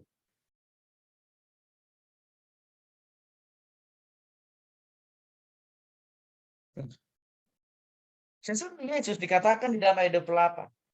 Sesudah itu ia menyatakan setelah dia satu kali mengorbankan dirinya ya untuk kita. Dikatakan di sana, sesudah itu ia akan menyatakan dirinya lagi tanpa menanggung dosa. Artinya apa? Kalaupun Yesus itu datang yang kedua kali nanti yang lagi kita tunggu, itu tidak lagi dia akan mengikuti proses kelahiran seperti di kandang domba. Enggak. Itu tidak lagi dia nanti akan mengalami salib. Dia tidak akan pernah lagi ke salib. Dia tidak akan mengalami lagi kematian. Enggak. Kan itu sudah selesai jilid itu. Tapi kedatangan dia yang kedua kali itu dikatakan untuk menganugerahkan keselamatan kepada mereka yang menantikan dia. Artinya kedatangan Tuhan Yesus yang kedua kali yang lagi kita tunggu ini hanya untuk memindahkan kita dari kehidupan di dunia yang fana ini, yang sesak ini, yang penuh dengan dosa ini, yang penuh dengan pergumulan, yang penuh dengan penderitaan ini. Tuhan mau pindahkan kita waktu dia datang kedua kali ke dunia ini. Ya, kemana? Ke surga. Maka untuk itulah sebenarnya orang yang sudah sungguh-sungguh betul berterima secara pribadi, kematian itu bukan lagi sesuatu hal yang menakutkan seseorang. Tapi kematian kita dari dunia ini adalah sebuah cara yang memang harus kita jalani, harus kita siapkan diri kita. Karena model itu, cara itu satu-satunya yang dipakai, salah satunya yang dipakai oleh Tuhan untuk memindahkan kita masuk surga. Kalau begitu berarti gimana kalau kita bunuh diri saja? Karena kayaknya kalau terlalu lama di dunia ini, belum lagi menghadapi Omikron, uang kos juga pas-pasan dikirim, gitu ya. Dan bahkan juga banyak tugas dari dosen-dosen. Gimana kalau langsung bunuh diri saja, Pak? Naik ke lantai 3. Orang yang bunuh diri tidak masuk surga. Kalau saudara dipanggil Tuhan, biarlah karena melalui cara Tuhan. Bukan juga karena saudara menabrakkan diri ke kendaraan orang lain. Bukan. Tapi biarlah karena saudara dipanggil Tuhan sesuai dengan caranya Tuhan. Maksudnya bagaimana? Ya misalkan waktu saudara lagi tidur dipanggil Tuhan. Ya nggak apa-apa. Atau misalkan saudara lagi begini langsung diambil Tuhan. Ya nggak apa-apa kan. Tapi jangan karena menabrakkan diri, membunuh diri, merusak diri. Itu nggak ada orang yang begitu maksudnya. Jadi kita bertobat tidak bisa hanya cuma satu kali, bukan berkali-kali. Memang, ya saudara tidak pernah sungguh-sungguh mau bertobat terima Yesus, maka perlu saudara dikasih kembali kesempatan untuk bertobat terima Yesus. Ini harus diingat. Ibrani pasal 13 ayat 5. Ibrani pasal 13 ayat 5. Jadi punya siapa ini? Ibrani pasal 13. Saya, Pak. Ibrani pasal 13 ayat 5. Janganlah kamu menjadi hamba uang, dan cukupkanlah dirimu dengan apa yang ada padamu. Karena Allah telah berfirman, aku sekali-kali tidak akan membiarkan engkau, dan aku sekali-kali tidak akan meninggalkan engkau. Baik. Nah, saudara, seringkali orang Kristen menganggap dengan datangnya pergumulan, persoalan, penderitaan, kesukaran dalam hidupnya, langsung dia simpulkan, langsung dia pikirkan, oh Tuhan sudah tidak lagi memelihara saya. Tuhan tidak lagi menjaga saya. Tuhan tidak lagi memimpin saya. Tuhan sudah melepaskan saya dari genggaman tangan kasih kuasanya. Atau bahkan, misalkan dengan adanya COVID ini, banyak juga orang Kristen berpikir Tuhan sudah tidak hidup. Tuhan sudah tidak lagi berkuasa. Itu salah. Sehingga dengan pemikiran yang seperti itu, mereka langsung mengambil keputusan untuk apa? Minta. Meninggalkan Tuhan Yesus. Cuma perhatikan Ibrani pasal 13 ayat 5 tadi. Asal saja saudara tidak mempertuhankan uang. Asal saja saudara tidak mempertuhankan kekayaanmu, pengetahuanmu, kehebatanmu. Tapi biarkanlah tetap Tuhan yang menjadi Kristus di dalam hatimu. Dikatakan di dalam Ibrani 13 ayat 5 bagian B. Aku sekali-kali tidak akan pernah meninggalkan engkau. Aku juga tidak akan pernah sekali-kali membiarkan engkau. Artinya apa? Dalam kesukaran, dalam kesulitan apapun, orang yang sudah sungguh-sungguh bertobat tidak pernah dibiarkan Tuhan menghadapi seorang diri dalam menjalani pergumulan hidup yang enggak pernah. Oh, tapi kan Pak, buktinya saya alami Pak, saya sudah bertobat terima Yesus. Kok kiriman saya pas-pasan? Kosan saya juga kosan yang paling murah di Bandung. Bahkan saya harus selalu minjam kiri kanan ke teman-teman kos yang lain. Kalau itu yang saudara alami, yang pertama cek kembali. Jangan-jangan saudara belum sungguh-sungguh bertobat terima Yesus. Karena kalau saudara sudah sungguh-sungguh bertobat terima Yesus secara pribadi, pasti akan ada pemulihan dari Tuhan. Saya alami. Waktu saya bertobat terima Yesus secara pribadi, tidak langsung serta-merta juga. Sebagai mahasiswa, kiriman saya selalu cukup. Oh, enggak, sangat tidak cukup.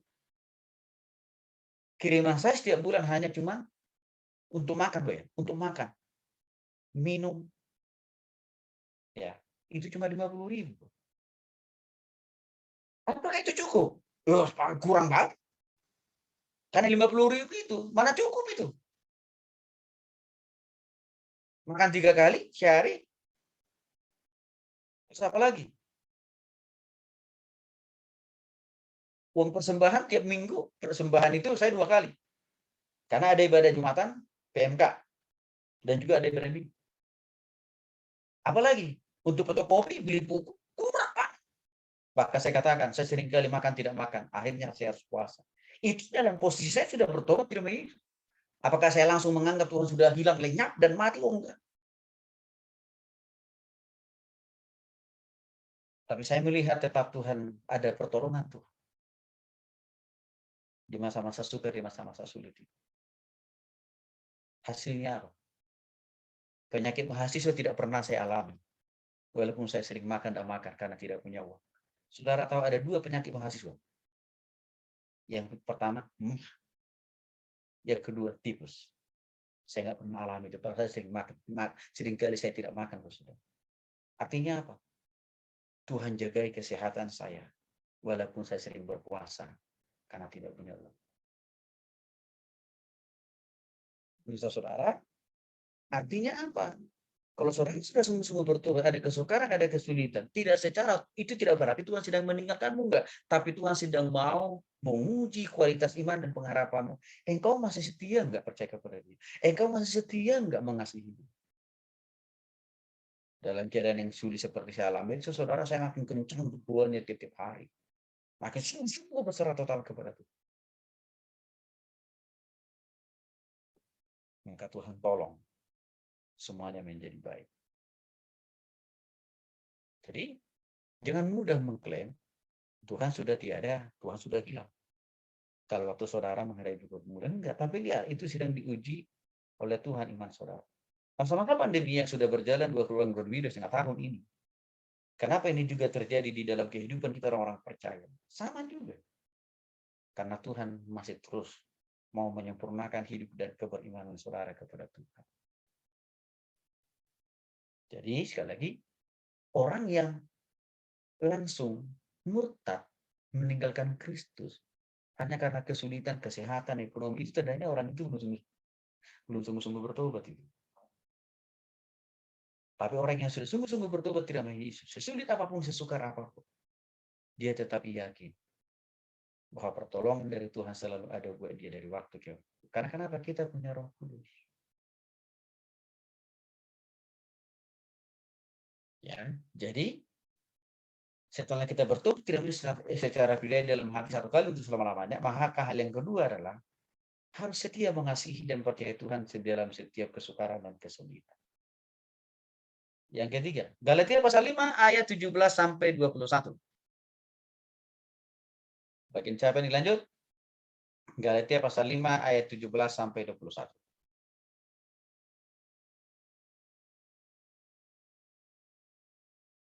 Ayo. Bagian siapa ini tadi? Saya, Pak. Galatia 5 ayat Langsung. 17 21.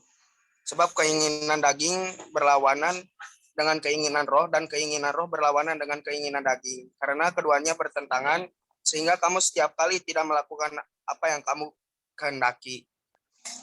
Akan tetapi jikalau kamu memberi dirimu dipimpin oleh roh, maka kamu tidak hidup di bawah hukum Taurat. Perbuatan daging telah nyata, yaitu percabulan, kecemaran, hawa nafsu, penyembahan berhala, sihir, perseteruan, perselisihan, iri hati, amarah, kepentingan diri sendiri, percideraan, dan roh pemecah, kedengkian, kemabukan, pesta pora, dan sebagainya. Terhadap semuanya itu, kuperingatkan kamu seperti yang telah kubuat dahulu, bahwa barang siapa melakukan hal-hal yang demikian, ia tidak akan mendapatkan bagian dalam kerajaan Allah. Amin. Yang ketiga, setelah kita bertobat tidak secara pribadi. Yang kedua, harta setia di tengah kesukaran kepada Tuhan. Yang ketiga, harus mau melawan keinginan dosa dan daging yang seringkali juga iblis bisa menarik saudara untuk jatuh di dalam dosa lagi. Jadi artinya apa? Jangan mudah menyerah terhadap dosa. Bahkan jangan juga selalu mencari dosa. Kalau saudara mudah menyerah terhadap dosa dan selalu senang berbuat dosa, berarti saudara kemungkinan besar belum sungguh-sungguh bertobat nama Yesus secara pribadi dalam hatinya. Karena kalau orang yang sudah sungguh-sungguh bertobat namanya secara pribadi dalam hatinya, Roh Allah atau Roh Kudus yang akan terus mampukan dan menguatkan saudara melawan keinginan dosa itu, melawan keinginan iblis itu, bukan untuk menjauhi. Saya jadi ingat 10 tahun yang lalu ada seorang mahasiswa bertanya ke saya setelah saya selesai khotbah di sebuah kampus. Dia bilang begini, Pak Tony, kenapa ya Pak ya? Dia ini ketua persekutuan di kampus. Saya udah orang Kristen lama Pak. Rajin berdoa, rajin baca Alkitab. Bahkan saya sekarang menjadi ketua persekutuan di kampus saya. Tapi kok kenapa Pak ya? Saya masih lebih sering memikirkan dosa. Ya, melakukan dosa, menyukai dosa. Dan setiap hari makin bertambah banyak dosa yang salah. Saudara tahu apa yang menjadi letak persoalannya, pergumulannya apa? Karena orang ini belum sungguh-sungguh terima secara pribadi dalam hati. Jadi artinya apa? Kalau saudara sudah sungguh-sungguh bertobat terima secara pribadi dalam hati, pastilah Roh Allah dalam hatimu itu akan terus menolong, mengingatkan engkau, dan bahkan juga memberikan kemampuan dan kuasa untuk apa? Tidak terhadap dosa. Coba mau misalkan, atau ada keinginan daging saudara untuk membuka gambar film porno, maka Roh Allah yang ada dalam hatimu akan mengatakan jangan. Dan saudara harusnya mendengar itu dengan cara apa? Tolak, jangan pakai handphone untuk membuka gambar-gambar yang tidak berguna. Contoh yang lain. Kalau ada keinginan di dalam mulut saudara untuk memperkatakan kata-kata yang kotor, kata-kata yang tidak berkenan di hadapan Tuhan, dengar suara Roh Kudus di dalam hatimu, yang seringkali dia akan mengerem dan berkata, udah jangan pakai mulutmu untuk menyumpahi orang, menghina orang, memaki orang. Nah, saudara turuti itu dengan cara jangan biarkan mulut saudara memperkatakan kata-kata yang kotor. Itu jelas kok akan muncul di dalam diri orang yang sudah sungguh-sungguh bertobat. Tapi kalau kecuali yang belum sungguh-sungguh bertobat, memang dia nggak bisa membedakan. Saya kalau dengar orang misalkan ngomong sumpah serapah lah, iya, maki-maki, oh itu langsung terganggu kuping saya itu, nggak masuk rasanya gitu. Mengapa? Karena ada Roh Allah dalam hati saya. Sehingga apa? Saya tidak mau dekat dengan orang itu, bahkan tidak mau memberikan telinga untuk mendengarkan. Itu kalau kita sudah sungguh-sungguh bertobat. Jadi, jauhkan hati pikiran saudara dari hal-hal yang berhubungan dengan dosa. Yang sudah dijelaskan dalam Galatia 5 ayat 17 sampai 21 tadi. Saya sudah sering kasih contoh kepada saudara. Merokok itu tuh. Bukti orang yang belum sungguh-sungguh bertobat atau lahir baru. Mengkonsumsi miras dan narkoba, nonton film porno terus menerus. Itu orang itu belum sungguh-sungguh bertobat. Itu harus saudara perhatikan. Ingat, kematian itu dekat dengan saudara hari ini. Kalau engkau tidak sungguh-sungguh bertobat, engkau bisa langsung di-check out oleh Tuhan dari dunia ini. Padahal Tuhan sudah suruh saya untuk menyampaikan firman Tuhan kepada saudara. Galatia 5 ayat 22 sampai 25. Lanjut. Bagi siapa hari ini? Galatia 5 ayat 22 sampai 25. Tetapi buah roh ialah kasih, sukacita, damai sejahtera, kesabaran, kemurahan, kebaikan, kesetiaan, kelemah lembutan, penguasaan diri. Tidak ada hukum yang menentang hal itu. Barang siapa menjadi milik Yesus Kristus, ia telah menyalibkan daging dengan segala hawa nafsu dan keinginannya. Jikalau kita hidup oleh roh, baiklah hidup kita juga dipimpin oleh roh. Orang yang sudah sungguh-sungguh bertobat tidak main secara pribadi. Harus mau terus-menerus dipimpin dan dikuasai oleh Roh Allah. Apa ciri, apa bukti konkret? Saudara dipimpin dan dipenuhi oleh Roh Kudus. Galatia 5 ayat 22 sampai 25 jelas sekali. Buah roh di situ artinya buah Roh Kudus ya. Sifat-sifat Roh Kudus yang harus ada di dalam diri orang yang sudah sungguh-sungguh bertobat terima Yesus. Yang pertama dikatakan kasih. Kalau saudara mengasihi Tuhan, tidak mungkin saudara malas berdoa. Orang yang mengasihi Tuhan pasti senang berdoa. Orang yang mengasihi Tuhan pasti senang baca firman. Orang yang mengasihi Tuhan pasti lebih senang mempergunakan hati, pikiran, perasaan, dan totalitas hidupnya apa? Untuk memikirkan, untuk melakukan hal-hal yang positif. Itu contoh konkret dari kasih. Kalau saudara mengasihi diri saudara, maka saudara harusnya tidak boleh malas belajar, tidak boleh malas kuliah, tidak boleh malas mengerjakan tugas. Karena kalau saudara malas belajar, malas mengerjakan tugas, berarti engkau membenci dirimu sendiri. Bahkan secara tidak langsung, engkau secara pelan-pelan sedang membunuh masa depanmu sendiri.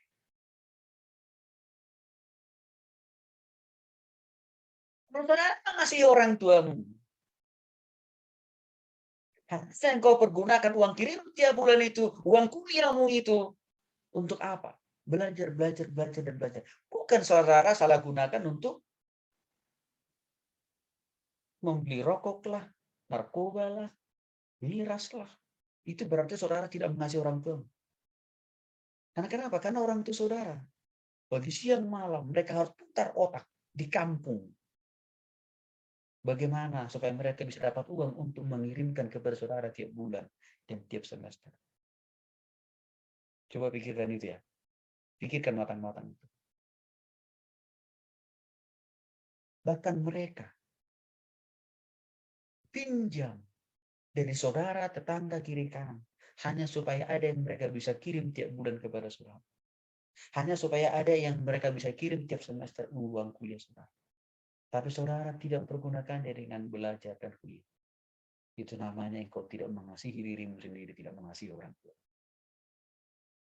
Saya sudah menemukan banyak contoh mahasiswa yang membunuh orang tuanya secara pelan-pelan dan juga membunuh dirinya sendiri secara pelan-pelan. Dengan cara apa? Kiriman tiap bulan dia salah gunakan, uang kuliahnya dia bukan sendiri. Apa yang terjadi? Nggak lulus-lulus dari kampusnya. Tiba-tiba orang tuanya datang. Karena orang tua saudara kan pasti berhitung kan. S1 itu 4 tahun, D3 itu 3 tahun. Tiba-tiba orang tuanya datang dari kampung Indonesia Timur sana. Kalau dihitung anaknya sudah 5 tahun, nggak pernah kasih kabar. Maka orang tuanya datang karena berpikir sudah 5 tahun pastilah anak udah selesai. Dan dengar-dengar dari orang lain katanya anaknya mau wisuda. Datang dia ke Jakarta. Datang dia ke Bandung dari kampung sana. Tapi apa yang terjadi? Waktu dia datang di Bandung. Lalu dia datangi kampus di mana anaknya kuliah. Ditanya bagaimana dengan anak saya, sudah kapan wisudanya. Pihak kampus katakan, maaf Bapak, anak Bapak sudah tidak pernah kuliah. Iya. Padahal saya kirim tiap bulan. Uang makan, uang kosnya. Saya kirim tiap semester, iya Pak. Sudah 3 tahun nggak pernah kuliah anak Bapak. Jadi artinya sudah pasti anak Bapak tidak diwisuda, bahkan sudah D. Saudara tahu apa yang terjadi? Detik itu juga orang tuanya meninggal mendadak. Detik itu juga orang tuanya mati mendadak. Coba. Itu adalah contoh orang yang tidak hidup, orang yang belum sungguh-sungguh bertobat. Dia tidak mengasihi Tuhan, tidak mengasihi orang tua, dan tidak mengasihi diri sendiri. Jangan saudara berpikir, kalau saya memenuhi keinginan daging saya dengan merokok, mengkonsumsi miras, narkoba, saya sudah mengasihi sendiri. Oh enggak, engkau keliru, engkau sesat cara berpikir. Engkau sedang membunuh dirimu sendiri, saudara. Dan engkau sedang membinasakan dirimu, membinasakan juga masa depan. Jadi diubah cara berpikirnya yang bengkok itu ya. Karena semua yang saya katakan tadi, tidak ada mahasiswa yang karena rajin merokok, mengkonsumsi miras, narkoba, IQ-nya menjadi cum laude. IPK-nya cum laude. Nggak ada. IQ-nya jongkok, benar, itu nggak ada. Makin buruk ya. Ini pahami.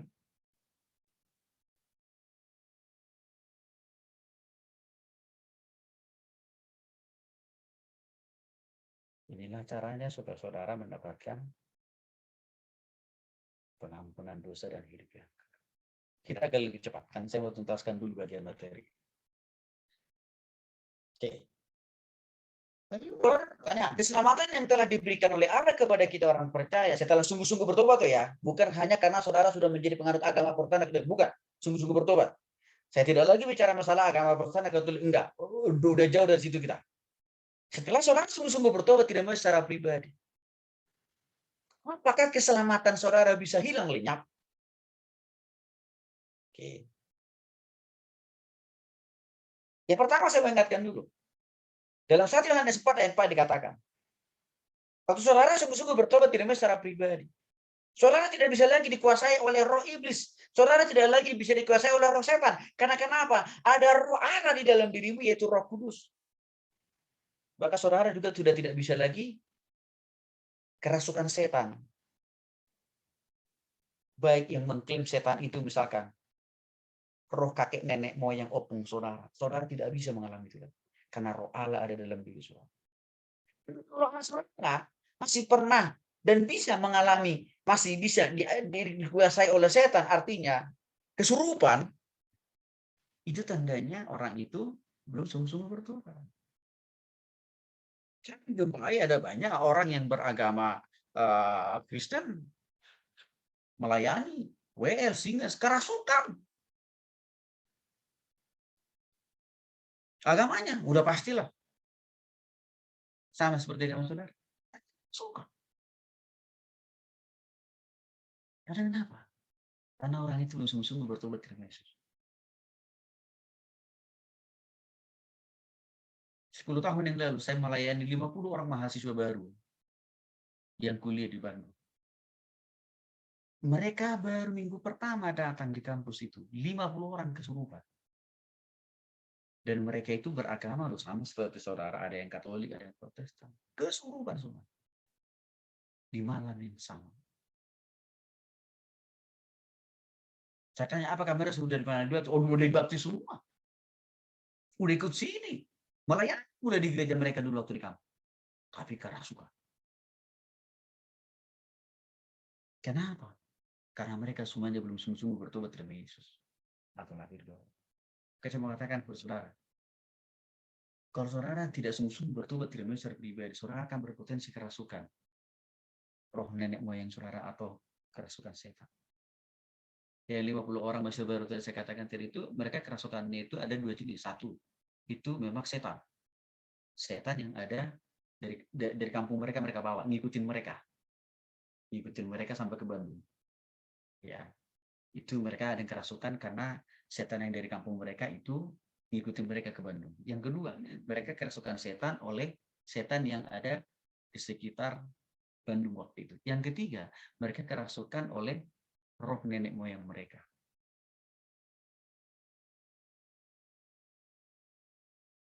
Kenapa? Karena mereka belum sungguh-sungguh bertobat kepada Yesus. Tapi kalau sudah sungguh-sungguh bertobat kepada Yesus, nggak ada orang yang kerasukan setan.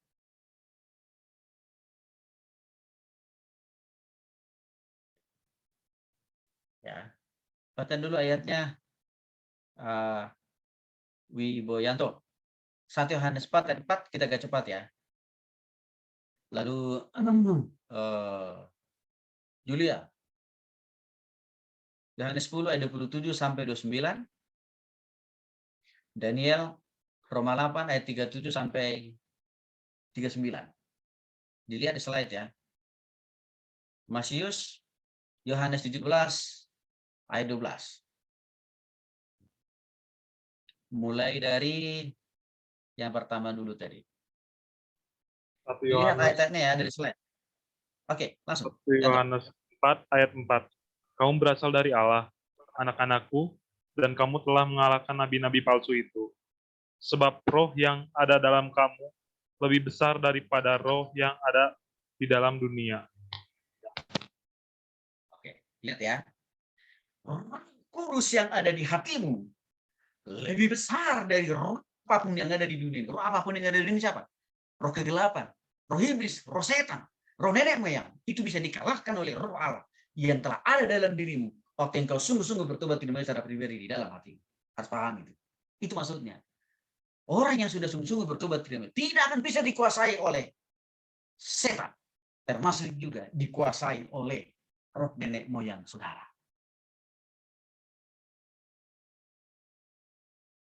Ini perhatikan. Karena tidak ada roh yang lain yang lebih besar selain daripada roh Allah. Semua roh-roh yang ada di dunia, roh kuasa iblis, roh kuasa kegelapan, roh setan, roh nenek moyang saudara lebih besar roh Allah kok. Jadi kalau saudara tidak sungguh-sungguh bertobat, ya setan yang dari kampungmu bisa datang menghampiri engkau di kosan. Atau kalau saudara tidak sungguh-sungguh bertobat, setan yang ada di sekitar kosan saudara itu bisa merasuki saudara, bisa menguasai saudara.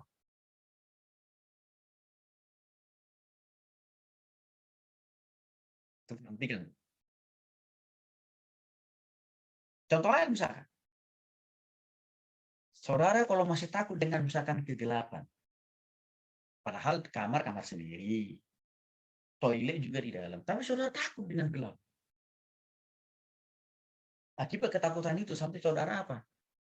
Dirasuki oleh ketakutan yang berlebihan. Itu berarti saudara belum dikuasai oleh Kristus, artinya belum sungguh-sungguh berlahir baru.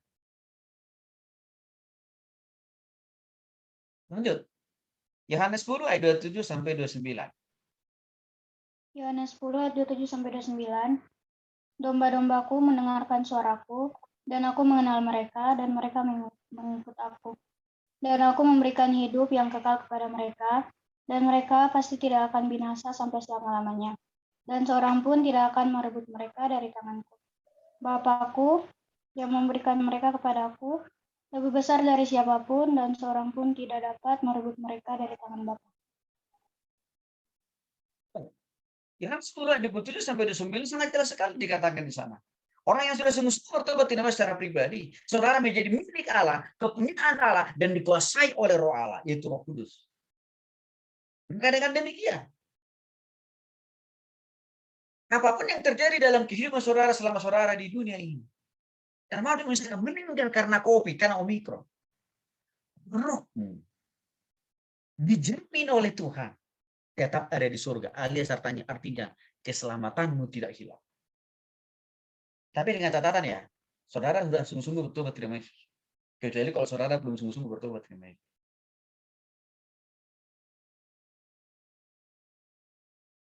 Tidak hilang keselamatan saudara. Termasuk saya kasih contoh yang paling legal dari saudara mungkin meninggal karena Omikron. Tapi karena engkau sudah sungguh-sungguh bertobat terima Yesus, waktu ikut matamu lihat ini, rohmu dijamin dipindahkan Tuhan. Waktu kau dipanggil oleh Tuhan, langsung ke surga. Jadi yang dimakamkan itu adalah jasad saudara, daging dan tubuh saudara yang berasal dari debu dan tanah ini harus dikembalikan kepada debu dan tanah. Itu kita perlu dikuburkan kan. Tapi roh udah langsung ke surga. Jadi saya kasih contoh yang paling radikal semua. Kalau contoh yang ini lebih simpel misalkan, waktu ada persoalan pergumulan atau semua orang menolakmu, tapi engkau tetap setia mengasihi Tuhan, percayai Tuhan. Ya, tetap Tuhan ada bersamamu dan tidak pernah meninggalkanmu dan tidak pernah menghilangkan keselamatanmu. Ini penting, saudara paham. Lanjut, Roma pasal 8 ayat 37 sampai 39. Roma pasal 8 ayat 37 sampai 39. Tetapi dalam semuanya itu, kita lebih daripada orang-orang yang menang, oleh Dia yang telah mengasihi kita. Sebab aku yakin bahwa baik maut maupun hidup, baik malaikat-malaikat maupun pemerintah-pemerintah, baik yang ada sekarang maupun yang akan datang, atau kuasa-kuasa baik yang di atas maupun yang di bawah, ataupun sesuatu makhluk lain, tidak akan dapat memisahkan kita dari kasih Allah yang ada dalam Kristus Yesus Tuhan kita. Baik. Nah, saudara perhatikan. Ya, bukti yang ketiga, bahwa keselamatanku tidak akan pernah hilang. Asal engkau sudah sungguh bertobat terima Yesus. Dijelaskan dalam Roma 8 ayat 37 sampai 39 tadi. Baik maut, kesukaran, kesulitan apapun yang datang menghampiri hidup saudara. Semua kesukaran dan kesulitan itu termasuk COVID Omikron sekarang. Karena kita harus dipanggil oleh Tuhan dari dunia ini. Keselamatan kita tidak akan pernah hilang. Artinya tetap rohmu ada di surga. Sehingga ada pertanyaan, Pak, kalau misalkan contoh kasus Pak, Kita sudah bertobat tidak secara pribadi. Lalu misalkan nih, tiba-tiba kita dibunuh orang. Oke, bukan karena saudara cari masalah ya. Bukan karena saudara menjarah rumah orang ya. Ya nggak tahu aja, tiba-tiba saudara dibunuh orang gitu. Tapi dengan posisi sudah sungguh-sungguh bertobat terima Yesus. Pak, saya masuk surga terus saudara kak. Masuk surga. Karena itu sudah jelas tadi dalam Roma 8 ayat 37 sampai 39. Contoh kasus di Alkitab. Elia. Nabi Elia. Kan dia dilempari pakai batu. Saking banyaknya batu yang numpuk. Dilempari ke dia. Akhirnya kan mati Nabi Elia. Tapi waktu dia udah meninggal. Rohnya diangkat Tuhan ke surga. Itu contoh. Contoh yang lain misalkan. Waktu banyaknya pemboman gereja-gereja Tuhan di Indonesia. Oke. Saya selalu berdoa, Tuhan, biarlah saudaraku yang kena bom itu dan mereka meninggal. Mereka sebelumnya sudah sungguh-sungguh bertobat terima Yesus. Artinya kalau mereka sudah sungguh-sungguh bertobat terima Yesus, roh mereka langsung dipindahkan Tuhan. Ini hanya ada di dalam firman Tuhan. Ini hanya ada di dalam Tuhan kita Yesus Kristus. Jadi kalau asuransi hanya bisa memproteksi kita selama kita di dunia ini kan. Dan itu juga ada jangka waktunya. Kalau di atas 60 tahun rata-rata asuransi sudah nggak mau protek. Tapi Yesus memproteksi hidup saudara di dunia ini, termasuk juga di surga. Sampai selama-lamanya. Maka perlu sungguh-sungguh bertobat terima Yesus. Ayat terakhir. Yohanes 1:17 ayat 12. Yohanes 17 ayat 12. Selama aku bersama mereka, aku memelihara mereka dalam namamu, yaitu namamu yang telah engkau berikan kepadaku.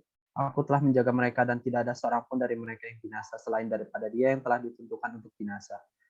Supaya genaplah tertulis dalam kitab suci. Baik, menarik ayat ini. Tuhan memberikan garansi, proteksi, jaminan total. Dan saudara yang sudah sungguh-sungguh bertobat terima secara pribadi dalam hati saudara. Walaupun mungkin hari-hari ini hidupmu sedang susah. Kebutuhanmu, keperluanmu pas-pasan.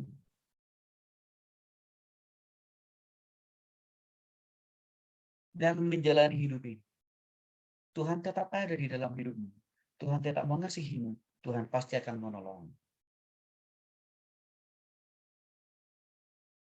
Maka, jangan terlalu mudah mengklaim, menyimpulkan. Waktu kesukaran pergumulan itu datang, saudara langsung berpikir, oh Tuhan sudah hilang lenyap. Tuhan sudah mati. Enggak. Tuhan itu ada. Kalau sampai pun saudara misalkan dibawa dalam satu titik kritis tertentu. Seperti yang saya alami. Sempat makan karena uang kiriman pas-pasan. Saya tetap yakin pertolonganku pasti datang dari Tuhan. Dan benar, saudara. Saya nggak bisa pikirkan, saya nggak bisa bayangkan. Waktu seringkali saya makan, nggak makan karena nggak punya uang, saudara. Saya punya teman-teman mahasiswa. Saya nggak punya hubungan saudara dengan mereka. Saya tidak pernah menunjukkan wajah memelas di hadapan mereka karena saya tidak makan, karena saya tidak punya uang, nggak pernah itu. Tapi tiba-tiba saja, saudara.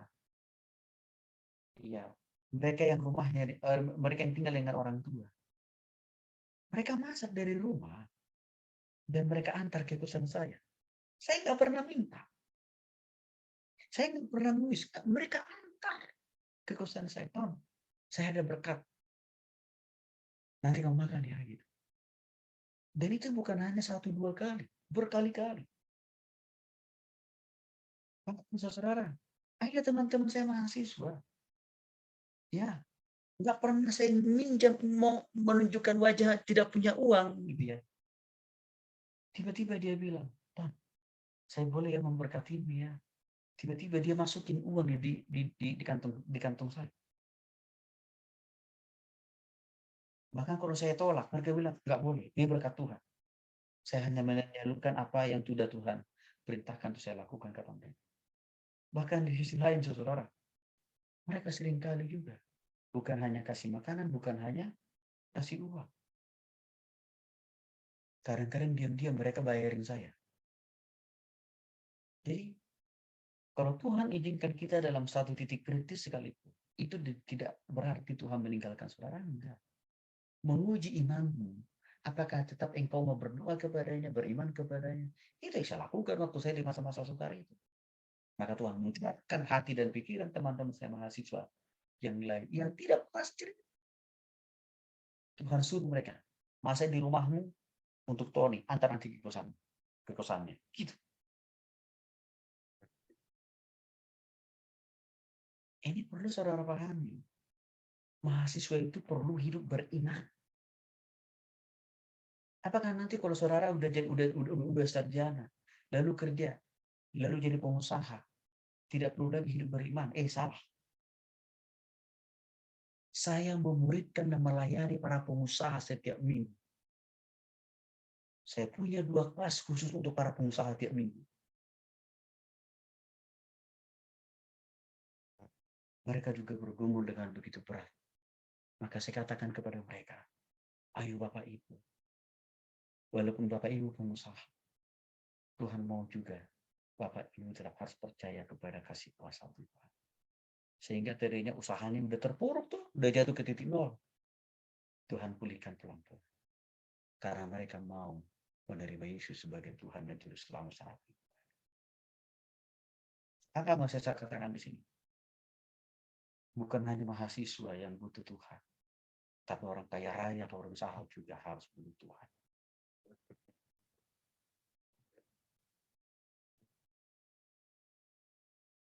Jadi, orang yang sudah sungguh-sungguh bertobat dalam secara pribadi tidak akan pernah kehilangan keselamatannya. Dan juga tidak akan pernah ditinggalkan oleh Tuhan dalam kesukaran, dalam kesulitan. Itu hanya bagian dari proses pengujian. Iman, pengharapan, sama persis seperti kenapa saudara perlu ada UTS? Kenapa saudara perlu ada UAS? Untuk menguji apakah wawasan, pemahaman, pengertian saudara sudah bertambah atau tidak dari pertemuan pertama, kedua, ketiga dengan dosen saudara. Kan itu tujuan daripada ujian itu. Bukan untuk memusnahkan saudara. Demikian juga halnya kalau Tuhan izinkan pengujian itu dalam dirimu dengan keterbatasan secara finansial, dengan keterbatasan secara ekonomi, dalam kesehatan. Tuhan sedang mengujimu. Maka waktu pengujian itu datang, jangan lari, menghindar, menjauh dari Tuhan. Harus tetap berserah kepada Tuhan. Karena firman Tuhan pagi hari ini makin memantapkan, meyakinkan saudara perlu mendapatkan jaminan keselamatan dengan sungguh-sungguh bertobat terima Yesus secara pribadi. Karena dia tidak hanya menjamin hidup di surga, itu sudah pasti. Tapi keselamatan yang diberikan Yesus bagimu juga menjamin keselamatan hidup di dunia ini, studimu, dan masa depan saudara. Mari kita berdoa. Bapa dalam surga, terima kasih untuk firman Tuhan yang begitu indah, begitu manis, begitu agung, dan begitu mulia. Mengingatkan kami pada pagi hari ini. Tuhan terima kasih dan terima kasih. Bahwa Tuhan begitu baik. Memberikan kami proteksi atau jaminan untuk hidup di dunia ini. Termasuk juga jaminan hidup di kekekalan nanti, yaitu di surga. Terima kasih Tuhan Yesus. Kau sempurnakan pemahaman dan pengertian saudara-saudara ini semuanya. Sehingga hari ini mereka boleh sungguh-sungguh terus menjadikan Engkau sebagai Tuhan dan Juru Selamat secara pribadi dalam hati mereka. Terpujilah nama-Mu ya Tuhan. Doa ini hanya kami perlaskan di dalam nama Bapa, Putra, dan Roh Kudus. Haleluya. Amin.